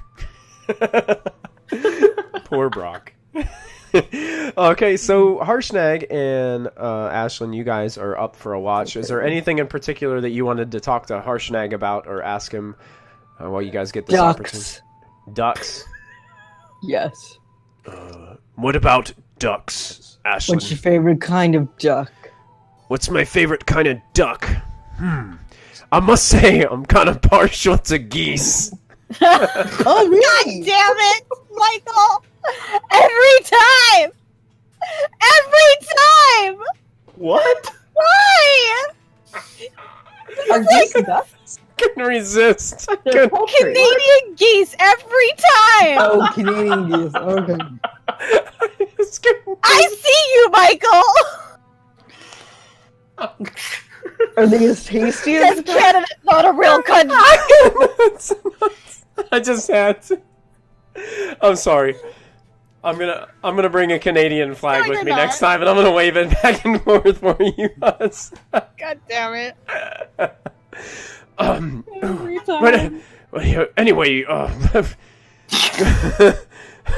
that I had myself a little laugh, so Ashlyn, why did you hit Lachlan earlier? Oh, you know. It's a girl thing. Oh. And he did a guy thing, so I hit him. Oh, okay. Yeah. That's usually a frost giant thing to do as well. Yeah. Yeah, he kind of just runs his hands through his large beard. Well, I must say, I think we're getting closer to the Oracle. Good. I'm glad. Do you feel powerful or something? Harshnag always feels powerful, Ashlyn. Ah, fair enough. You're But- right, Harshnag. But I must say, I think we probably have maybe 5 days' travel. Especially as soon as... I need to find the pass that leads into the mountain way. I believe it's in the valley of Kedron. Well, we'll find it. Don't worry. No, yes, we will. Huh. And he reaches out to kind of give you a high five. Okay, and I give him like a It's like it's like a little pat on the bottom. as high as I can. Jump. I'll jump a little too. Very good. Basically, you just kind of have share a little small talk with Harshnag, and then your watch comes to an end, and it's time to wake up Mulfin and Callista.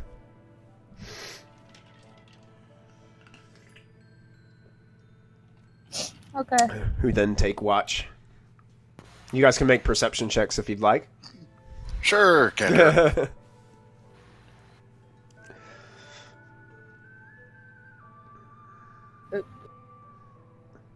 Or you could just make it with advantage because Callista's helping you and take the 23. That's fine too. 18 and a 22 or a 23, you know. Either way, you guys are in good shape. Anything you guys would like to talk about while you're out by the fire? Yes. Mhm. Callista will sit beside Mulfin. We need to talk and finish our conversation we were having earlier. Well, which one are you referring to? The one where you apologized. That's, And I do appreciate that apology, both Anastasius and I. But there are some other things I would like to establish without Anastasius distracting me from my emotions, as he usually does. Understandable that you'd like to do this without him present then.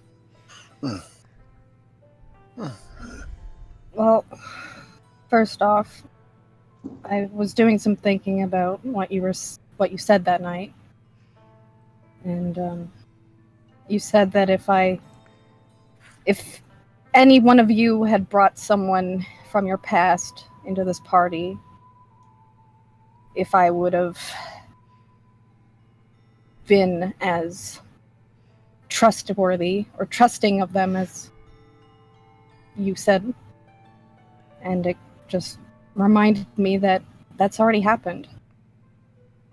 Ashlyn joined us from Diana's past, and she instantly took a familial liking to you. And to be honest, I didn't trust her at first, at all. I don't trust anyone at all. But because Diana is important to me, and because clearly Ashlyn was very important to Diana, I put away those feelings of distrust, and I forced myself to trust her because I trust Diana. And that's how it's always been with me. Whenever someone new comes into my life, I immediately think they have ulterior motives. I immediately think that they're going to hurt me, because that's what people do. So when you said that Anastasius was suddenly coming back from my past and joining us, it was like, well, yeah, that's already happened here. And I just figured, if Diana can bring someone that she trusts, why can't I? You make it excellent. Matthew, I'm not sure. You keep on cutting out on us. Pausing.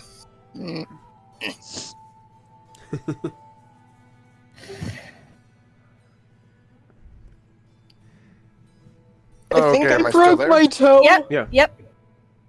Are you okay? Yep. We hear you. No, I'm referring to Sarah. She just said she thought she broke her toe. Oh no! I think I broke my toe. It really hurts. Don't do Oh, that. I'm sorry, Oh, no. Sarah. Hold on, I'm gonna go put ice on it. Yeah, go put ice Okay. on it. Okay, well, I'll be back in a Okay. few. Yeah. Oh. Ouch. Ow. I hope you're okay. I don't think you can hear me anymore. Yeah, she went to go put ice on her toe. Yeah. Okay, let's see. I tried reconnecting to Discord. Hopefully that'll work. Yeah, you sound better. You sound better. Mhm. Oh. You have a very valid point, Callista, and I had not thought of it in that respect. Mm. I suppose it may have been more of an overreaction on my part with when the three of them explained this sensation of being that it. But I should explain to you that I've putting my trust in Ashlyn. I don't regret that, and I don't think I ever will. But when it comes to Anastasius, before him, I didn't trust anyone, and I didn't think I ever would until I met him. And if I hadn't met him, I probably wouldn't have trusted any of you, because he saved my life. I wouldn't be here if it wasn't for him. And I know he's extravagant and he has his own means of protections because he also looks different and people judge him because he's different. And I just felt a very strong connection with him because he understood that side of me.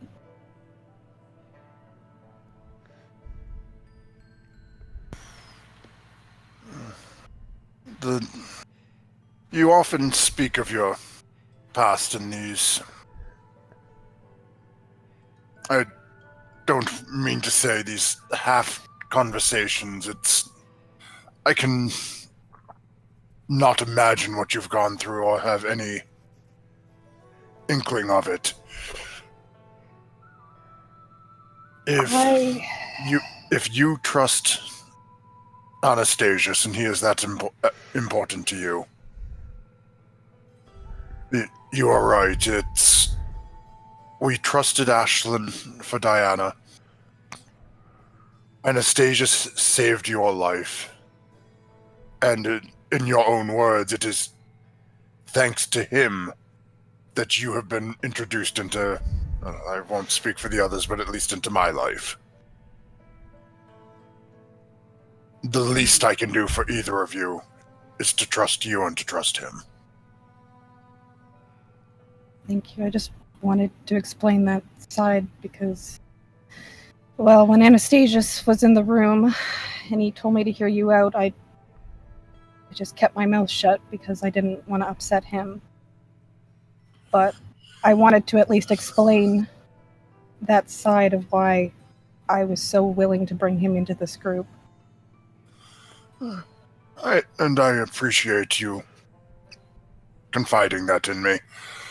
We, in a strange quirk of fate after everything happened that evening, I decided to take some alcohol and go sit out in the park where we found you and him smoking earlier that day.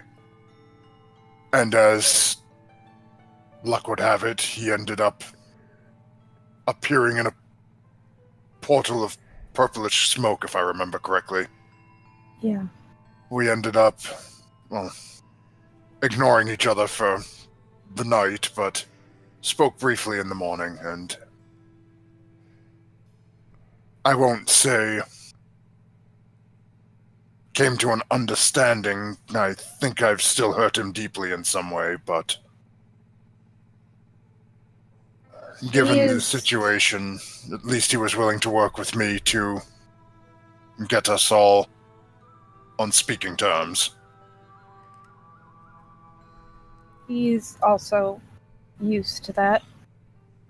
I don't think he should be, but given how the two of us were and are, it makes sense.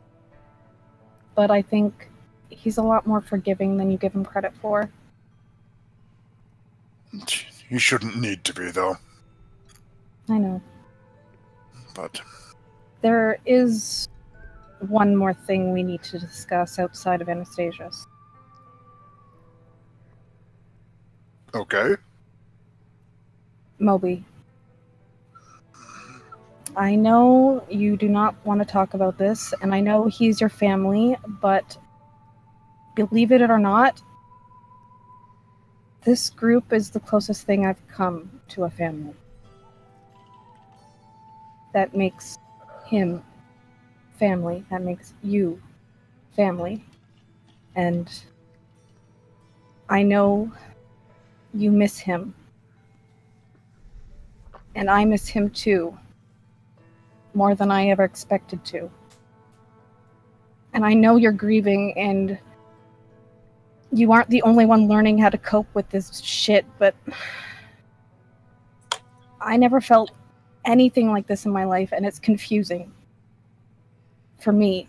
I can only imagine how it feels for you, but for me, it doesn't make sense either. But you seeking out Zolkin to cut out your feelings over Moby, I won't allow it. You are on a slippery slope, Molfin, and I don't think I could ever face Moby again if I let you slide. And I want to see him again. And I know you want to see him again. So if it comes down to it, I will fight you if you try to do what you said you want to do.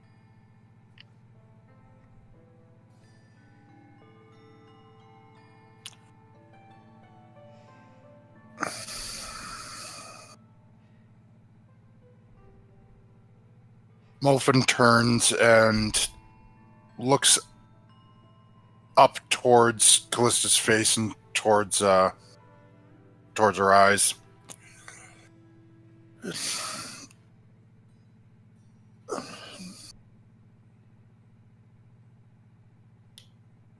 It is difficult with Moby.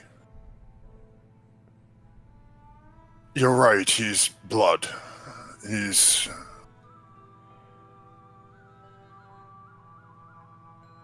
I would say he's family, but he abandoned us. Why did he abandon us? He gave no reason.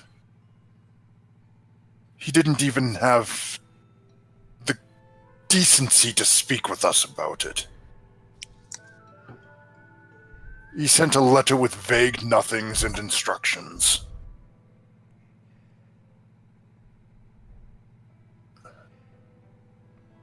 You're right, we are a family here. We have my great-grandson who is going to be the death of himself, me, or someone. We have Ashlyn, who for some reason thinks I'm her uncle. We have Diana, who is somehow related or ancient friends with Ashlyn. And then we have you. The one who was probably driven the most insane by the group of us for that first couple of weeks. Not wrong. Now being the gravitational pull that is keeping this family together. No matter what stupid thing Lachlan does or what crazy idea runs in my head, tad harsh at times, if we're being honest, but you're always trying to look out for everyone.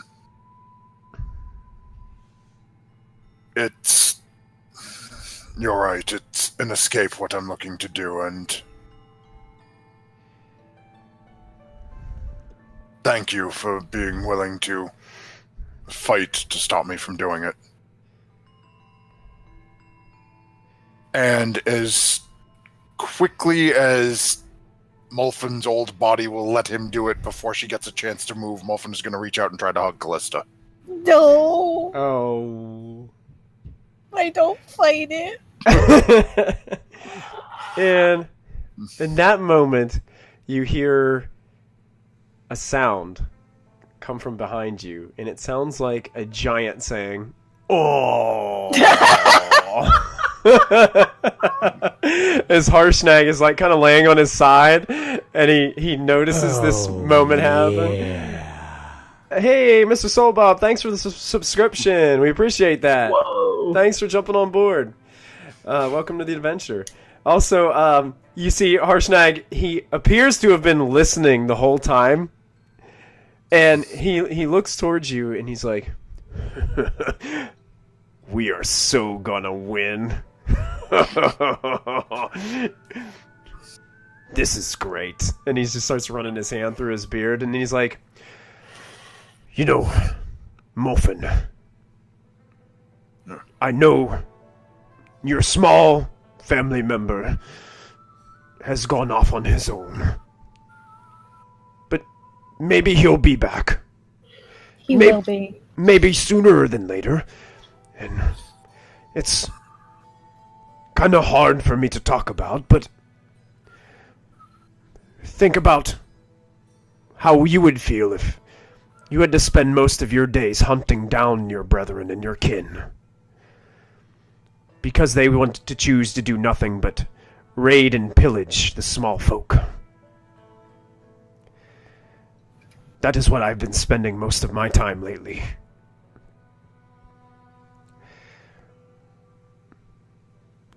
My family, my frost giant kin, choose to do these things, but I choose to stand against them. I don't think Moby would ever be that kind of person. And then he looks over towards Callista and he's just like, he's right. The glue that holds this group together. You're not only fierce, Callista, but you are a true leader. You remind me of one of my old companions. His name was Zerdik. Great cleric. Great leader for our old group. I remind you of a cleric? Well, Have you met me? well, you remind me of his leadership ability. Let's just say that, Callista. He was a great leader. But he always knew the right times to encourage one of the members of our party. He always kept us straight, especially when times got rough. I must say, Callista, the road ahead is going to be difficult. But if you keep this up, there's no way we're going to fail. Oh, great talk, everyone. And he kind of rolls over onto his other side, and he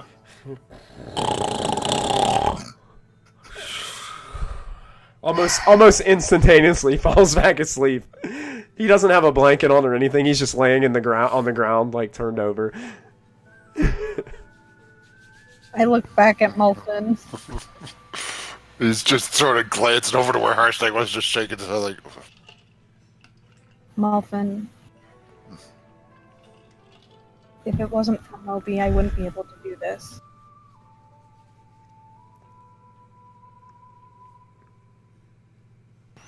He asked me to be the leader. He asked me to take care of you guys and be patient.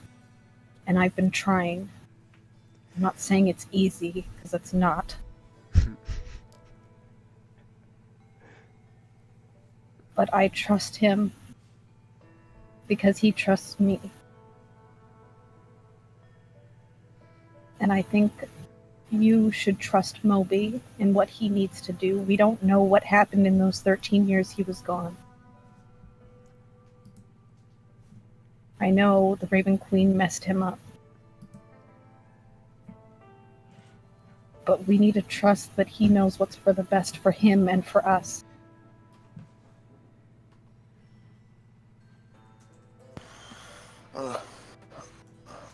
The best I can say is I can endeavor to do better. It is hard. And It's easy to acknowledge, or to say that I can believe he is doing what he feels to be best for him. But best for us when he is not here is, well, at the same point he did leave you in charge, so... And that's why I've been reading the letter. Every time you see me reading that letter, it's to remind myself what I need to do here. What he asked me to do. That's all I have left of him.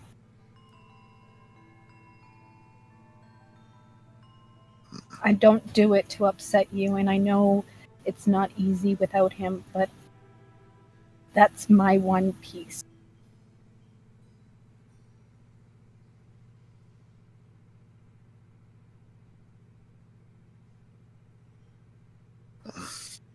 When I'm struggling, I read it.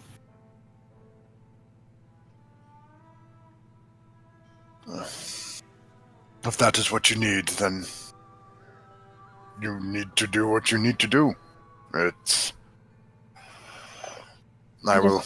Don't You're want my- you storming off every time I have it in my hand. No, I think I will find other ways to deal with whatever it is I'm trying to deal with, whatever this emotion should be called.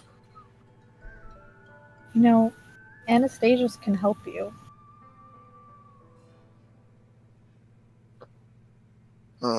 Has this thing where he can calm you down. What kept me alive. And if it keeps you from running to Zulkan, it might be something to consider asking him for. Perhaps in a few days. I think asking him to put any sort of enchantment on me, given recent activity, may best be held until more comfort or more trust has been earned. Just consider it, that's all I'm saying. Oh, it is probably not a bad idea. About this time, it's closing up on the end of your watch. Yeah. As it's now time to wake Diana and Lachlan. I will do so. Kind of just pat Mulfin on the shoulder before going to wake the other two. That's, as Callista's going to wake Diana, Mulfin's going to walk over, look around, and slam Lachlan across Three times the charm! So, Lachlan, your face is rather sore at this point.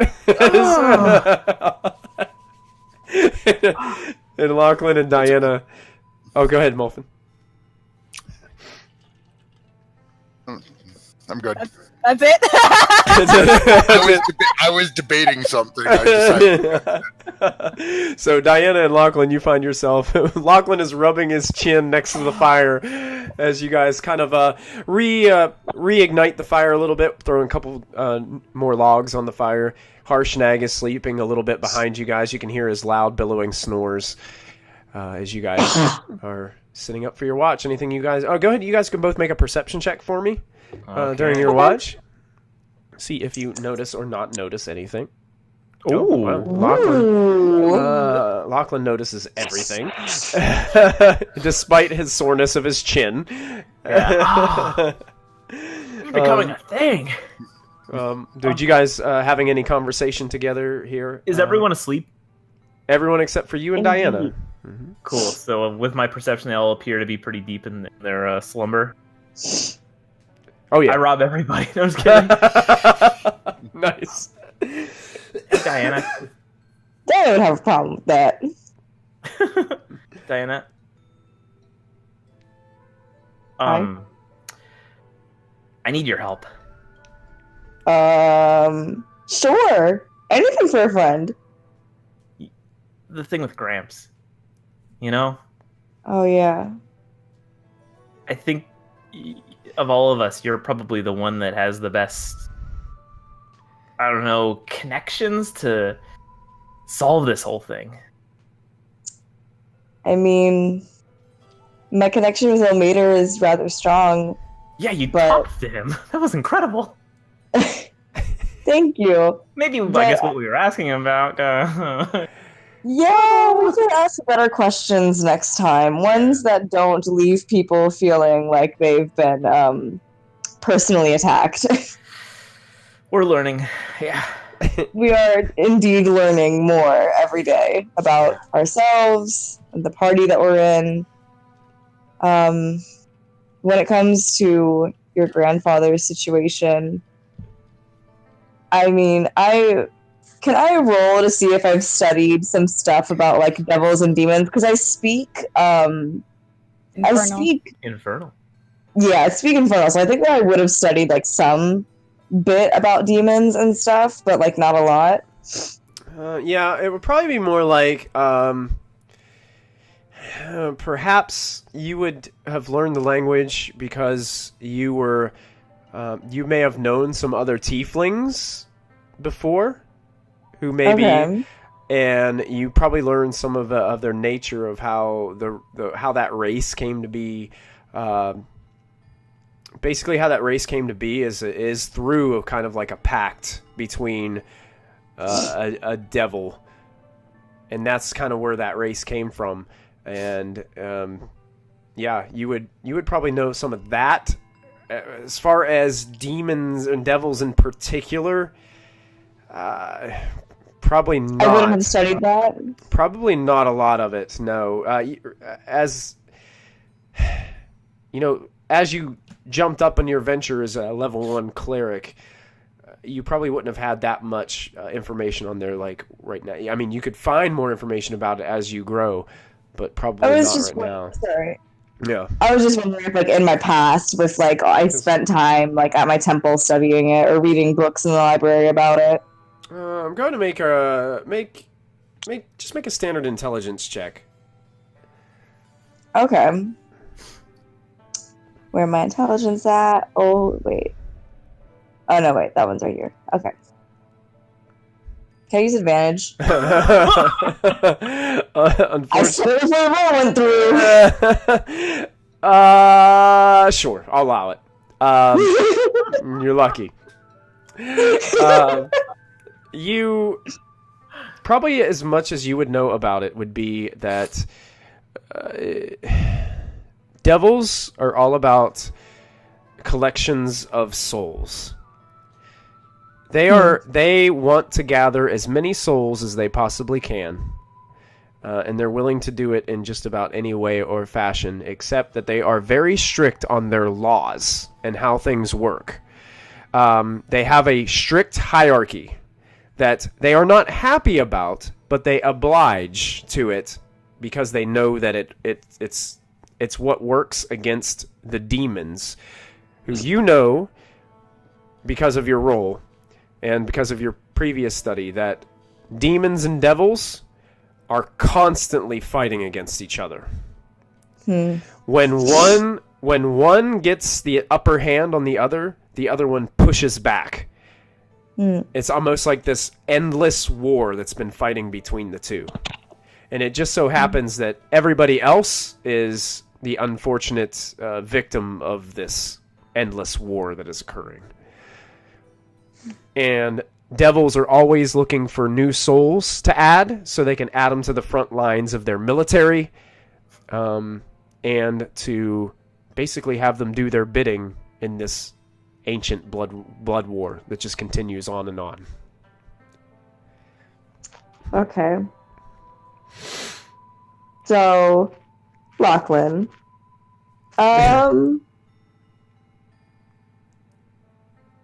There's a lot to unpack here.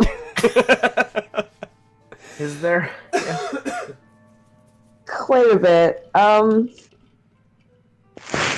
The most, I think, that I could do is continue to search for any cleric or priest of mine with a higher knowledge of this than me, one that has got experience with exorcisms and demons and devils and breaking curses and breaking contracts with them.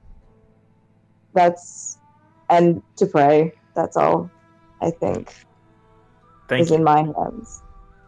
But he is in my prayers. You all are.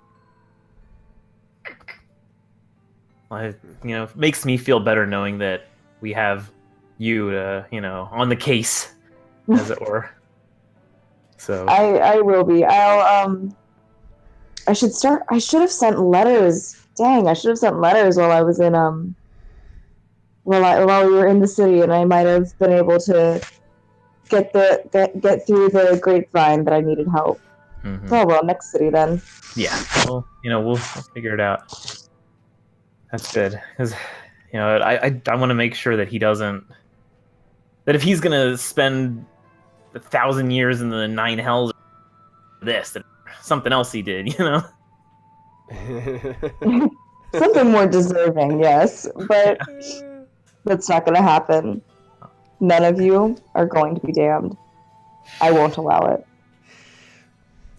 I believe it. Thank you. Good. Speaking of things that we believe, did Callista fill you in on what our friend Brock told us? Nothing new, but he had, I guess he had thrown away his Zentarum ring, and he...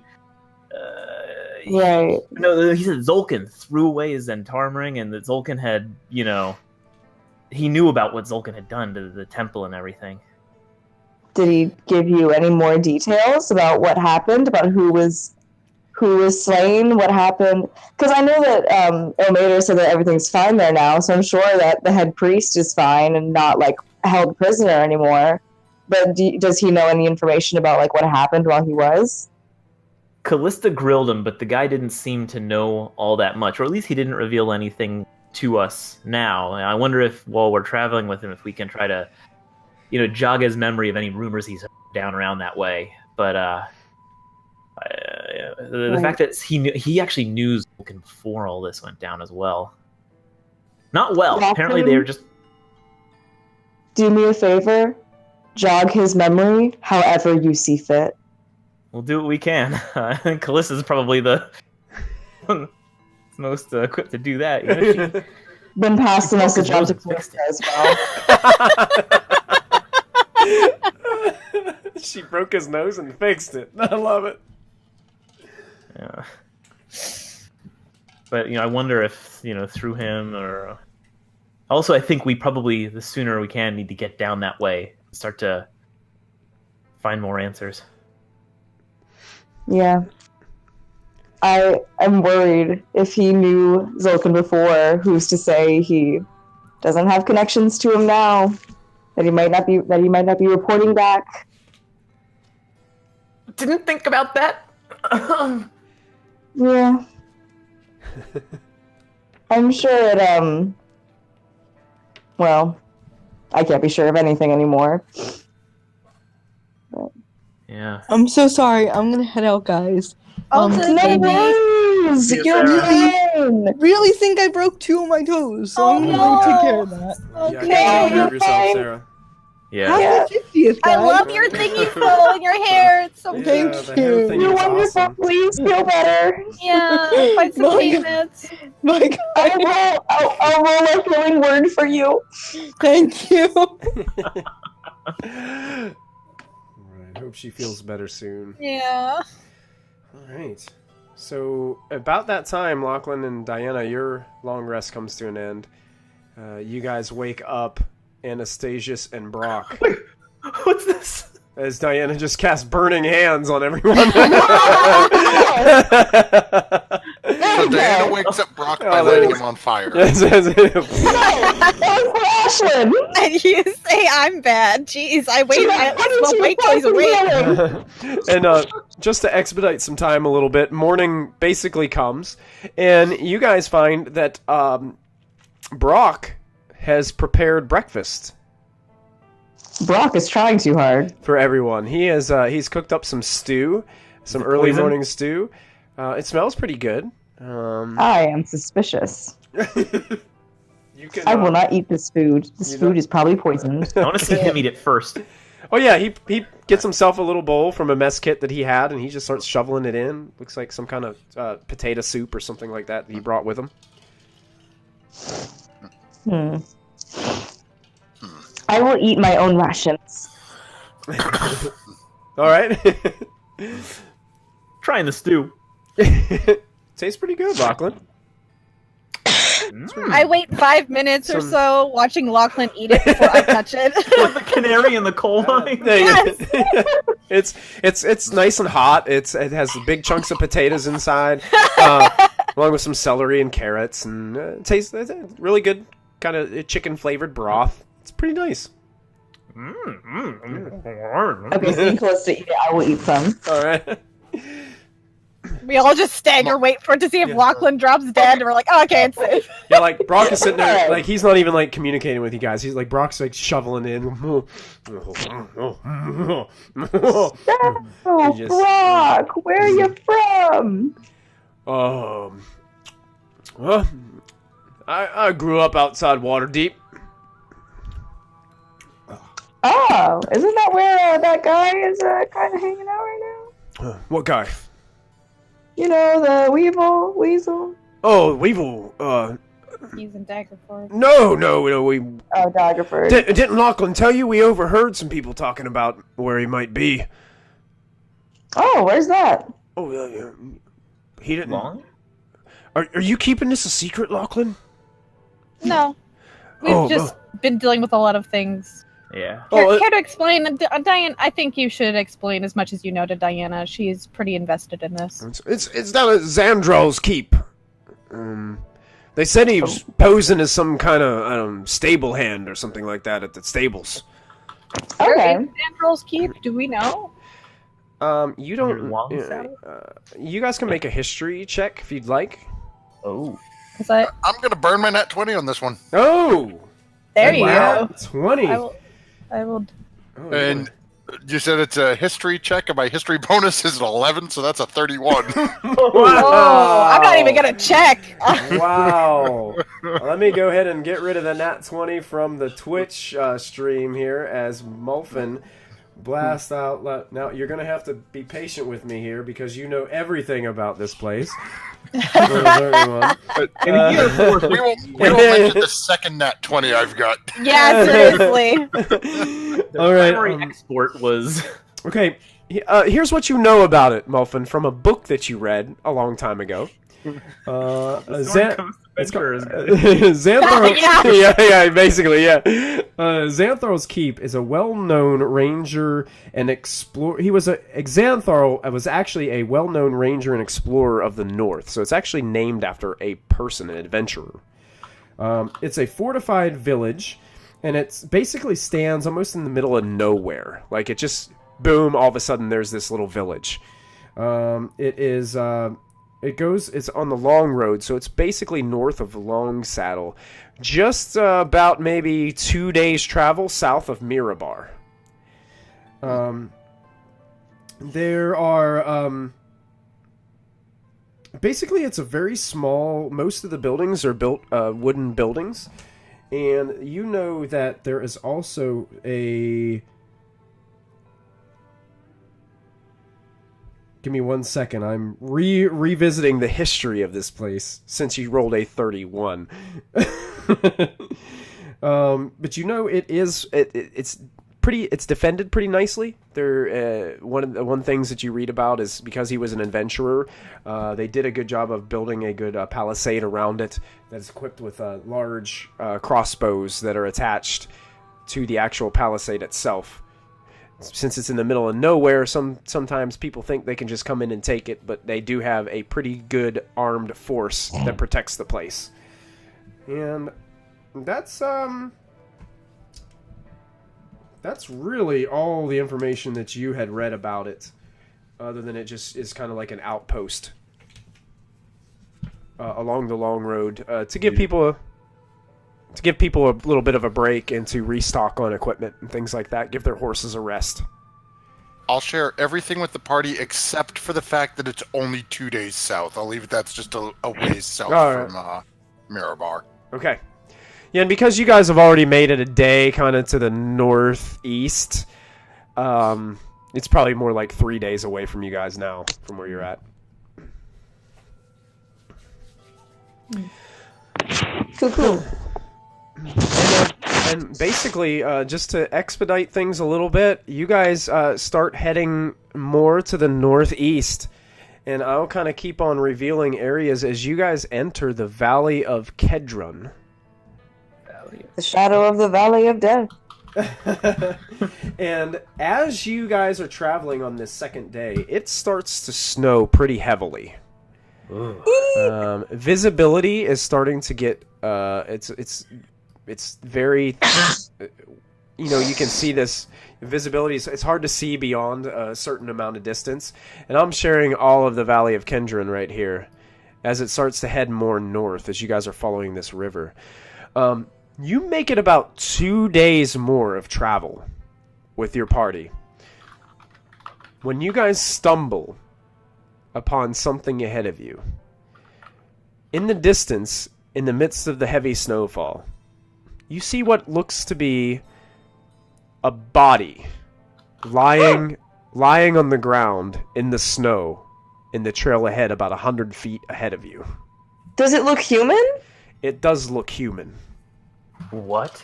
Do I see anything, like any trouble around it? Does it look like there's anybody hiding to look at a trap? Make a perception Yeah, I check. want to do perception. I already did. I rolled a 20. Oh, yeah, okay. Anybody else who'd like to make one? Yeah, Lachlan's looking behind him for some reason. I can't thinking, see over the snow. Yeah, the snow is kind of difficult I don't to see see anything. through. Oh yeah, Callista, the snow is just you're not having a good time. It's like flying into your eyes, and it's just a terrible moment for you. It's that windy hood blowing it right into the face. Yeah, windy it's blowing it right into the The face. cloak is just backfiring on me. Yeah. What you notice, Diana and Mofin, is the body seems to be surrounded by a substance. Looks to you like blood. It doesn't look like there's anything else around, but deeper into the light evergreen forest next to the body, it kind of looks like where its feet were pointing, there is a large boulder about 25 feet into the woods. Right. I will rush to the person and see if they are alive or breathing. Okay. Mulfin lets Lachlan and Callista know points out the body and points out the boulder. Okay. And says one word: giants. Yeah. Okay. So as you approach, Diana, go ahead and make a medicine check. Okay. I'm gonna use a reroll just in case. All right. So, yeah, you guys have 3 There we go. rerolls You're fine. tonight, so you I guys can ain't need it. Oh, you don't need it. So yeah, as you walk up, this person has been dead for probably a day and a half, and Wow. they the blood there's blood basically all around them. It is actually a female. Wearing some very rugged looking animal furs, has very just tanned skin, almost like they're always kind of like being outside all the time. Can I do a check on the body for any emblems of the resistance?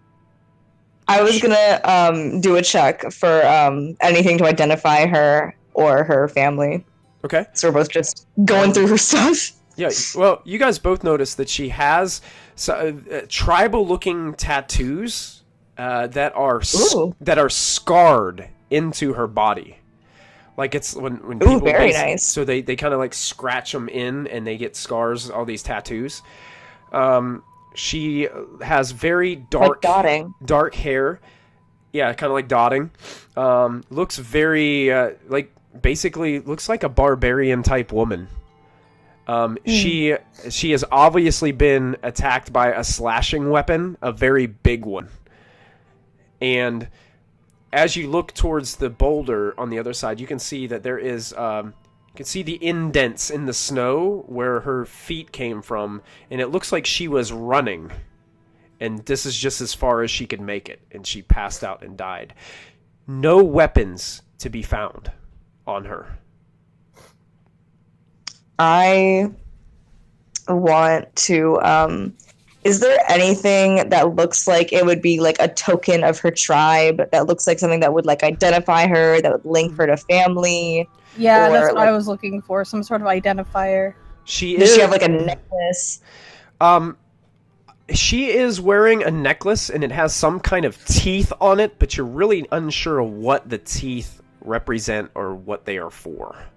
They're kind of a sharp, it looks like a fang of some type. Can I do a nature check on the teeth? Sure. Yeah, I was gonna ask if they look like special enough to like have any kind of like maybe cultural significance. Like if we brought this, like if we ran into some barbarians and we were like, oh, we found your girl's tooth necklace, and they would be like, oh, we shouldn't kill you because you found the necklace of our girl. So like, okay, make a history check, Diana.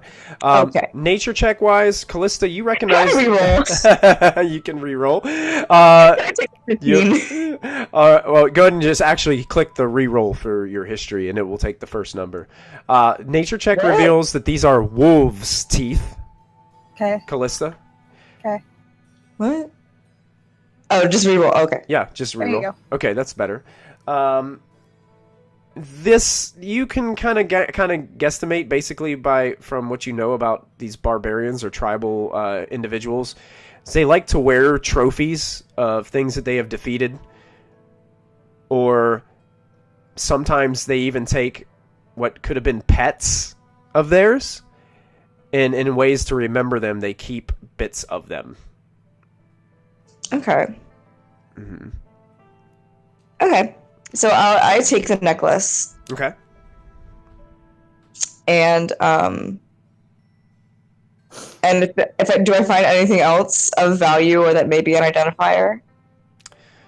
Not really. That's all she really has is that hide, kind of simple hide kind of armor, which is kind of stunning because it's so cold here.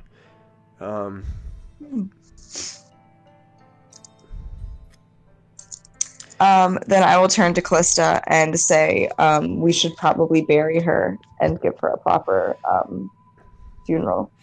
And Callista, as you're investigating around and you look through the woods, there is another body about 30 feet into the woods, but it's a much bigger body. Probably about 20 foot tall. Lying in the snow. She killed it? And it looks like the woods kind of open up into a small clearing after that 25 or 30 feet into where this woman had run from. Is it a giant? Appears so. And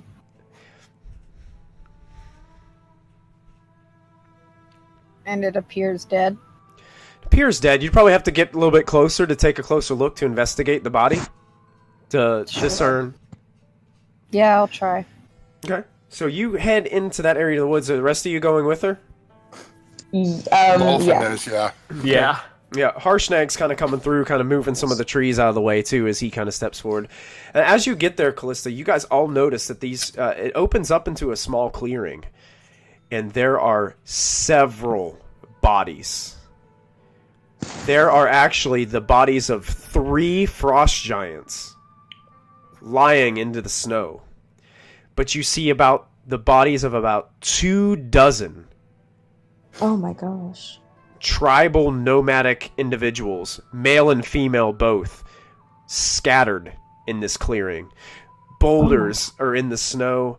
The giants' weapons, you see one massive great axe just sticking into the ground.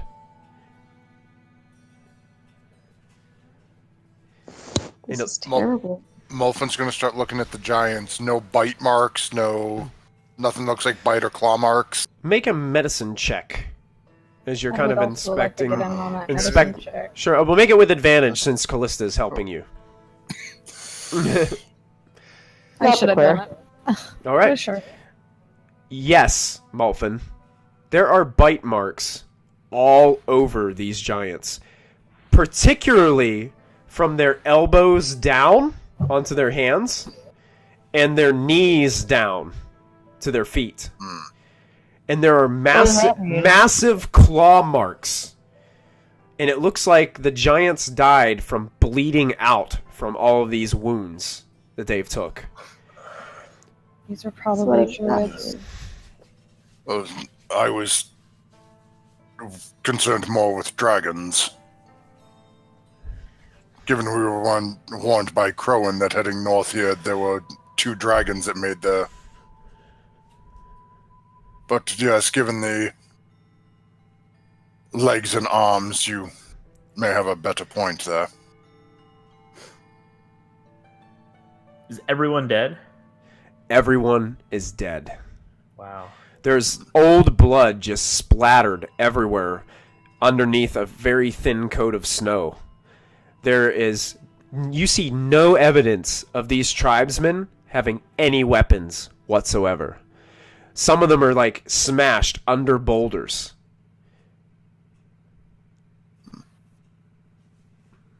Do the giants have any bags or anything on them?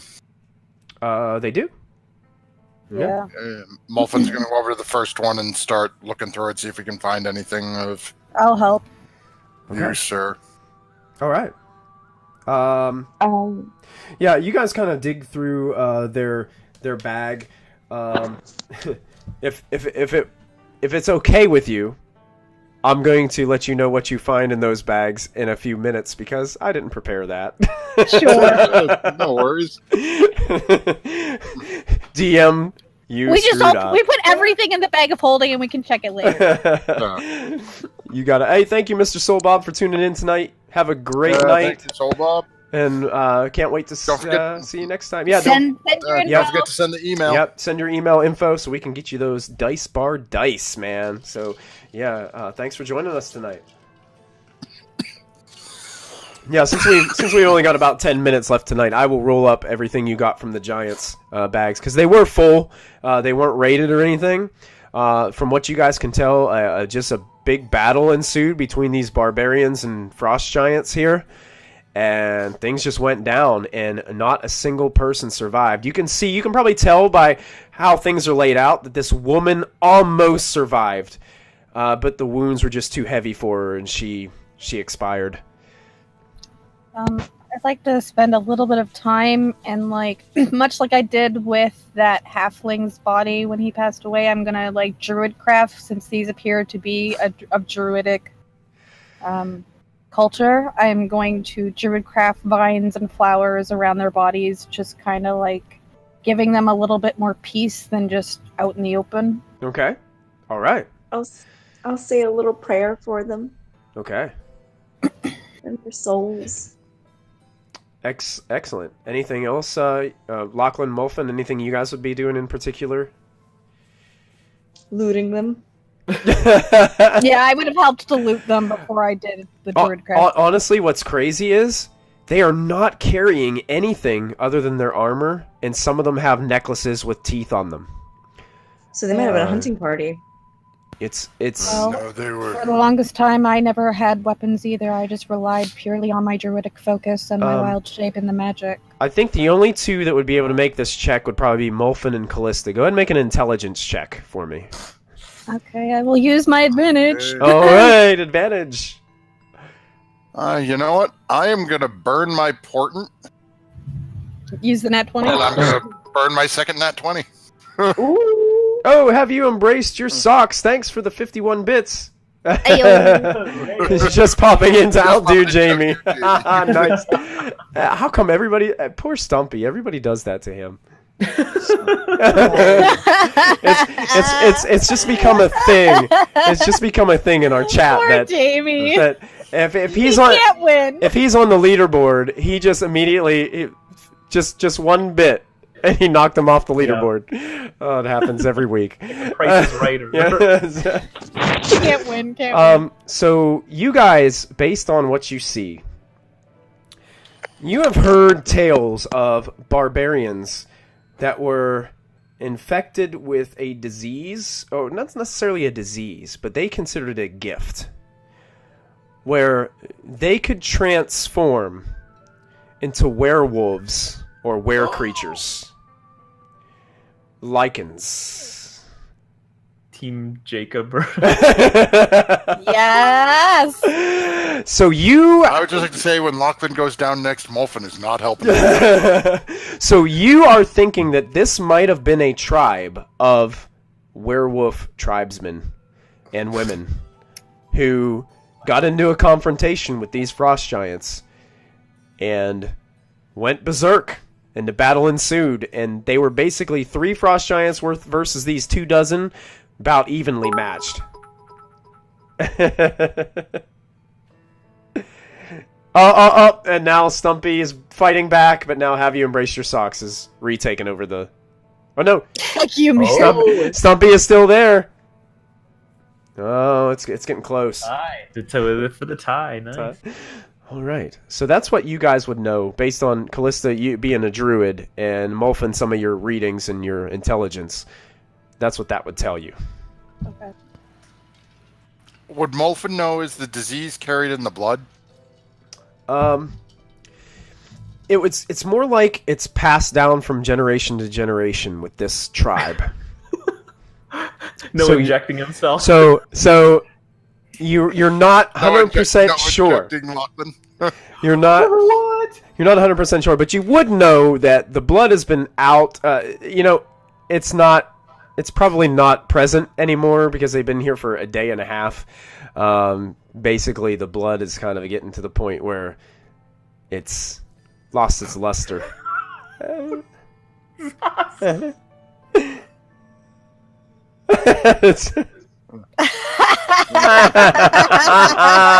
would be a So great accurate. character. There you go. So accurate. It hurts. So good. Little Shih Tzu.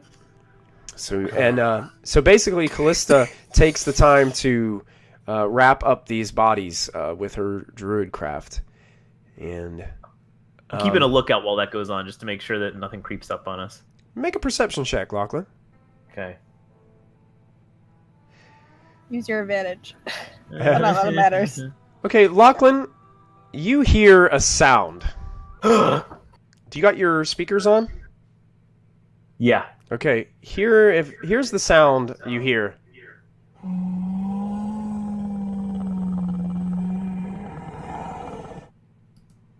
Okay. I don't hear anything. Be Guys. thankful. Okay. It sounds pretty far away. Like, I just turned up the volume loud so you guys could hear it. Yeah. But then immediately I'm gonna refresh. you hear Harshnag, and he says, "Oh no. Yeti! What was it? What? That is the howl of the Yeti." Yeti. We must go. They can Okay. they can smell flesh for miles. Oh. Is he maybe hungry for I cast Pass Without a Trace the moment he says Okay. it's just They're probably And we also. and Harshnag is like just like they're probably attracted by the bodies here. Let's move. Yep. I will stealth. Yep. Stealthing. Stealthing. All As right. we- I will reroll. You guys can. Okay, so 2 of the rerolls are gone. There's only 1 reroll left. Can I take it? Yeah, go ahead and take it, Callista. Oh, I thought they were for individuals. I didn't know that they were for like. So- I didn't know that they were for the group. I didn't know they were for an individual to use. So hearing Real quick, this, before Molfin runs away, as we're all starting to leave, Mhm. Molfin reaches into his pocket, pulls out.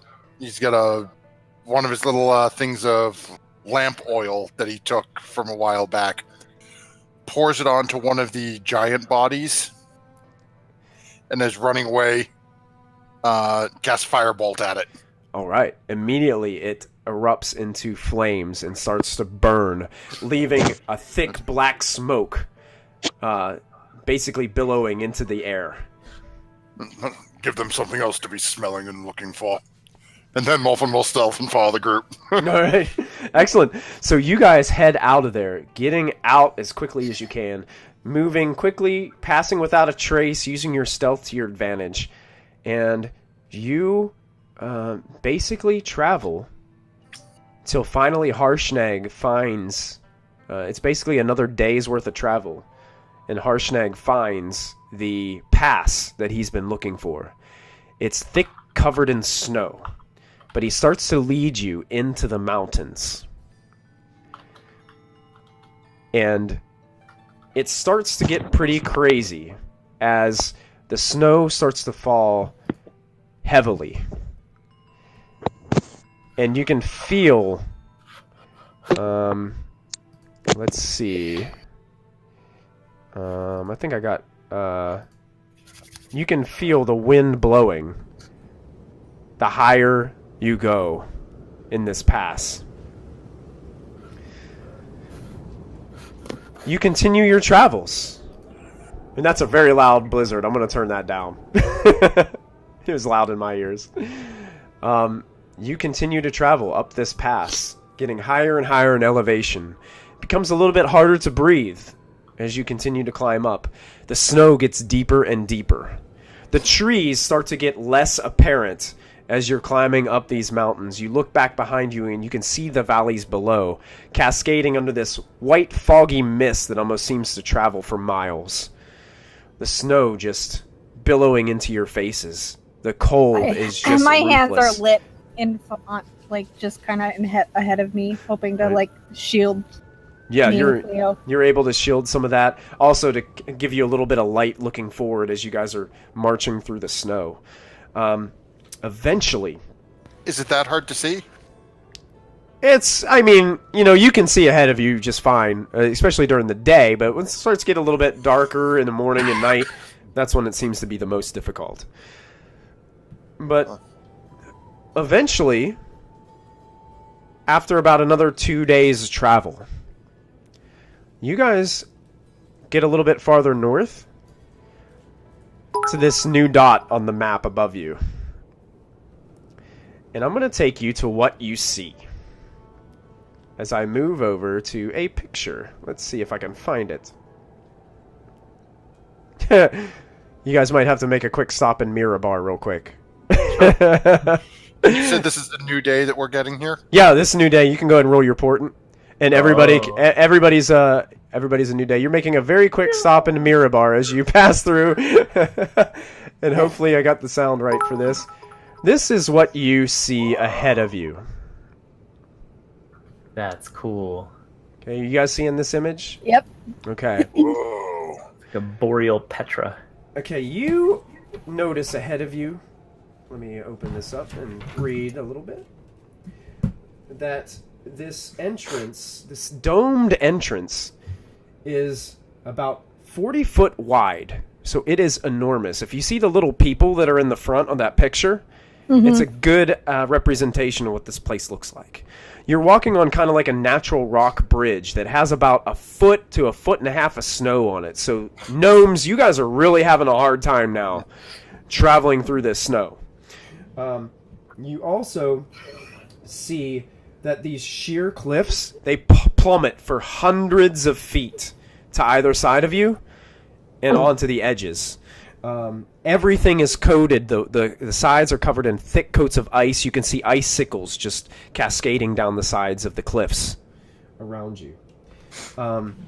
You also notice... Everybody can go ahead and make a perception check for me as you guys are approaching. All right. Come on, where are you, perception? Let me roll 20. All right. Callista and Lachlan, you both notice as you're approaching, you start to see signs of tracks in the snow that lead to the dome ahead of you. It looks like about, in your estimation, about 8 humanoid figures with some type of 4-legged creature that walks beside it. Probably, it's not a very big creature, but it's hard to see because it obviously is low to the ground and its tracks have kind of been smudged out by what you appear to be its body or something like that.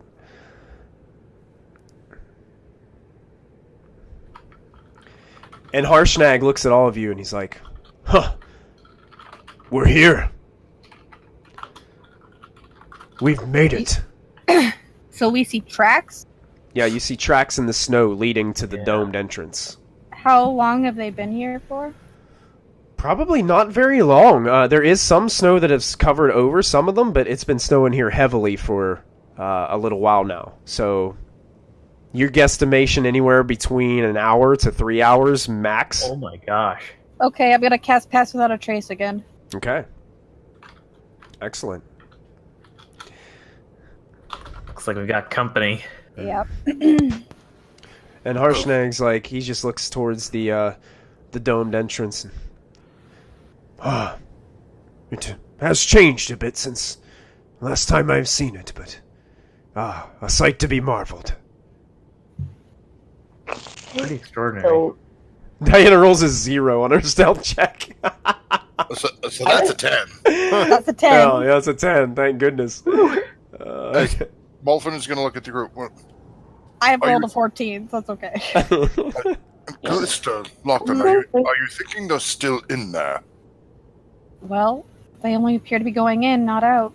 So yeah, I think we have company in there. Whoever's in there, I don't think they've left yet. Perhaps then a welcoming party is in order. oh, not before we say hello. No, Can we crowd 'em out? I do not mean that. I mean, if permit me to walk in, just walk in and Not see what alone. is present. I can easily remove myself from the area and pop back outside should need be, through arcane means.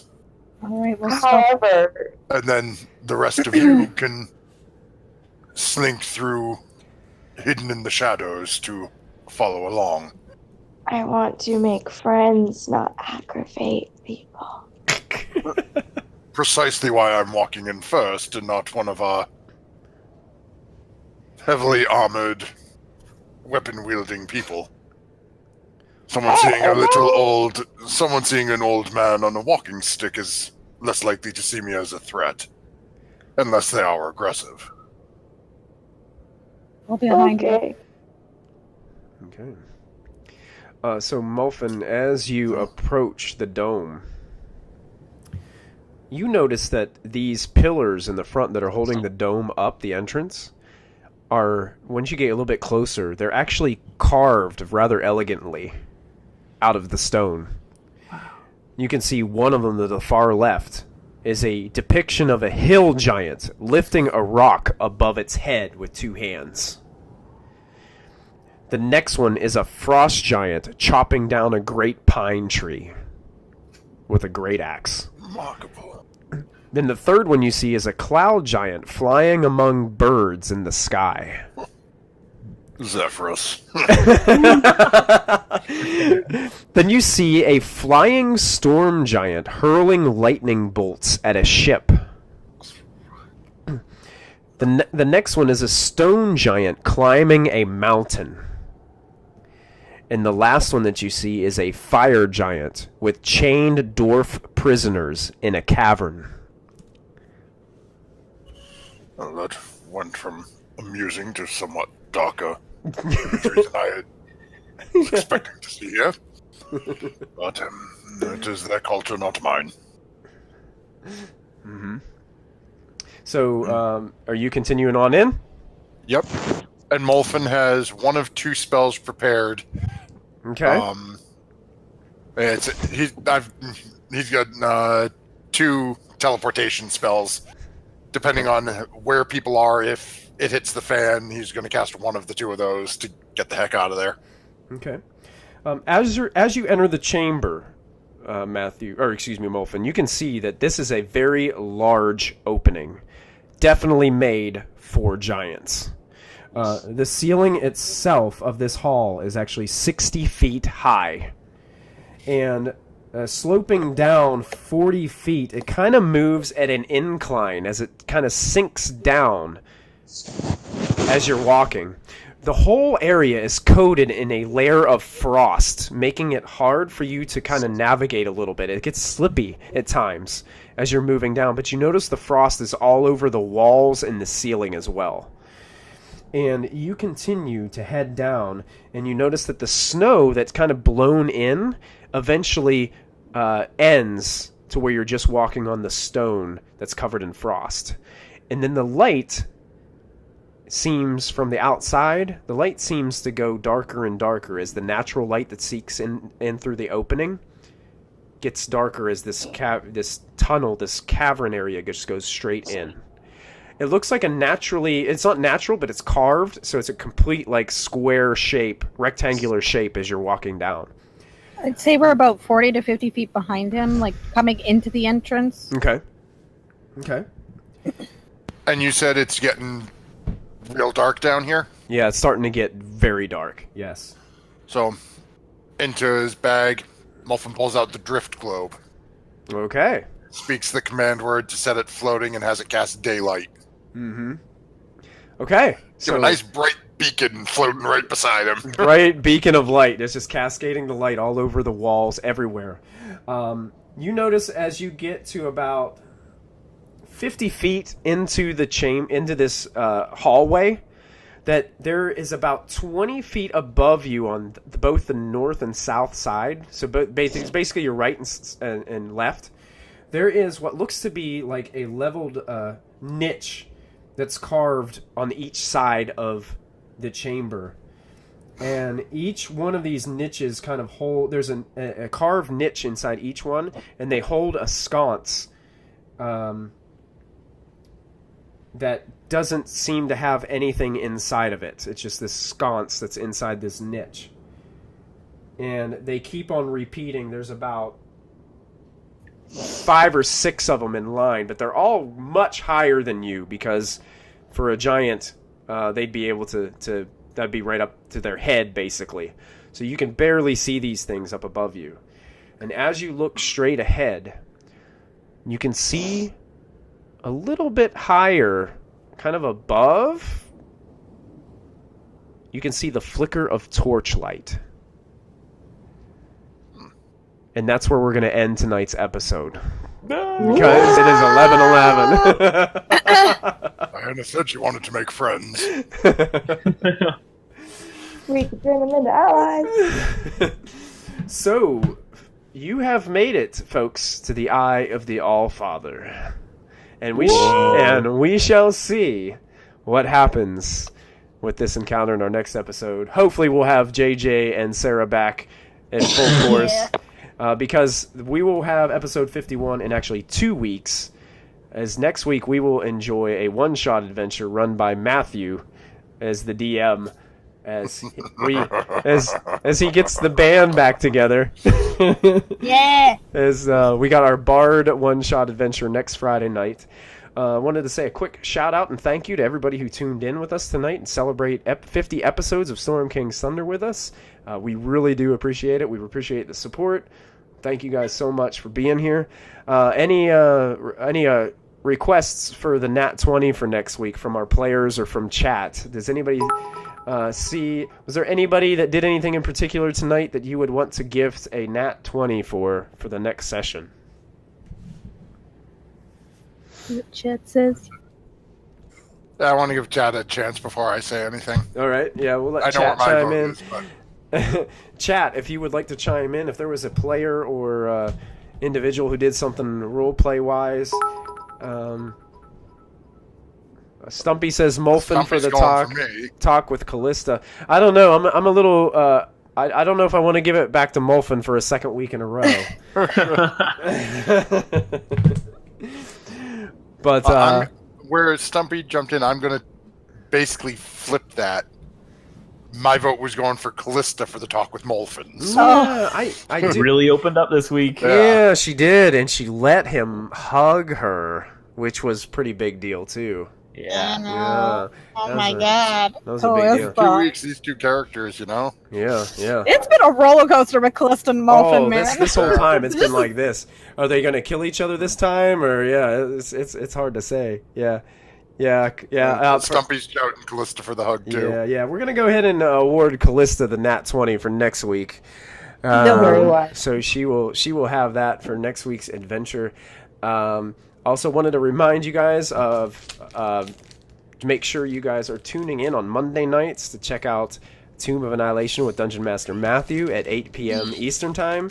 Don't also forget that Wednesday, hopefully JJ is feeling better, but we're supposed to launch Waterdeep Dragon Heist on Wednesday, which is a really big deal for us here. It'll be Wednesday at 8 p.m. Eastern, so make sure you guys tune into that. It's going to be great. Don't forget to apply for Curse of Strahd with Dungeon Master Sarah.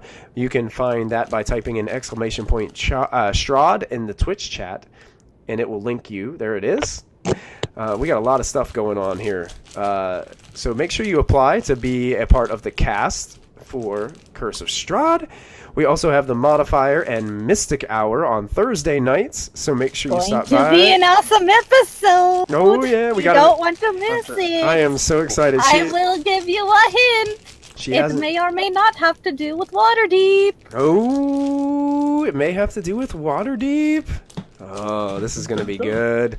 This is going to be good. So make sure you guys tune into Mystic Hour on Thursday. That's 5:30 Pacific and 8:30 Eastern Time. So make sure you guys tune into that. Insight Check will be live Saturday night, correct? Yep. And it'll be on at 9:30 p.m. Eastern. So you can tune in to watch our friends there at Insight Check. And watch people beat Stumpy again outside. Yeah. Poor Stumpy can't win. He just cannot win. He can't win. He cannot. How about the rest of you? Any of you have any shout-outs or things that you would like to say before we head on for the evening? Is there anything? Make sure you're back next Friday night. As you'll be seeing, there's some little teasers for the homebrew campaign I've been working on that'll launch after Tomb of Annihilation on our channel, with some new creatures and interesting new homebrew stuff for our band of bards to have some fun with. Oh, this ought to be good. I'm excited. So good. Yeah, I did my bard build on the modifier last night. I didn't get it all finished, but I went with a bard warlock. Nice. So it's going to be fun. Bardlock. Bardlock. Yeah. Award. Total bardlock. But yeah, make sure you guys are hanging out and supporting all these other great D&D streams. I wanted to throw a big shout out to 20 Sides Every Story for hosting us tonight on their page and advertising for us. It's great to have some partners in the D&D streaming community. working together. They've been actually running Dragon Heist the last 2 weeks too. I've been tuning in and checking that out. So make sure you guys stop by. Next week is going to be exciting. It's going to be a big deal. Next week we got a ton of stuff going on. Also, remember to check out Dice Bard and put in the coupon code PROBO for free expedited worldwide shipping. Yes, please dice do that. And stuff. Visit It Dice works. Bard. They have amazing dice. I'm excited about the ones that I got. And Ninja Quill, Mr. Soul Bob won himself some Dice Bard dice, so I'm gonna be getting those to him to check out. And didn't JJ get a set of those dice too? He got a couple sets. He absolutely loves them as well because he shared that on Twitter the other day. So keep in mind, the worldwide shipping even works to Australia. Yep. And you people don't get anything down there. So. Absolutely. Okay, I'm going to try something new tonight, guys. I'm going to launch a raid. So basically what that means is everybody in our chat, we're going to transfer everybody to another channel that's streaming live right now. So I'm gonna. Let's get him. We're doing Rave. We're gonna do. I got a sword and an axe. I'm ready to raid. We're gonna raid our friends at Soul Bear RPG. So once you guys see the raid, you can accept it in the chat. Go ahead and accept it so we can go in there. Anytime you do a raid, though, from what I've seen, is whenever you go into their channel, you got to start typing crazy like raid, kind of like frost giants just coming in to steal everything. We're gonna. Yeah. Okay, so we're gonna raid Soul Bear. I'm gonna go ahead and start that in the chat and see how this works out for us. And until then, man, we hope you guys have a great evening and a great week ahead of you, great weekend. Make sure you tune in to all the exciting things we got going on at Proficiency Bonus. Don't forget to follow, check us out on YouTube, all that fun jazz. And we'll see you guys soon. So I'm going to go ahead and start this raid and see if it works. Here we go. Oh, What yeah. about proficiency? You gotta have your proficiency bonus. Yeah, when you're raiding as a frost giant, you definitely can't forget to slap Lachlan in the face and then add your proficiency bonus. 3 times. 3 times. You got it. Love you, bye. Have a great night, everybody. Have fun raiding. Soul Bear, here we come for you. We are coming. We've got 6 raiders ready to go to raid you, and we are off to the raid. You guys have a wonderful night. We'll see you soon.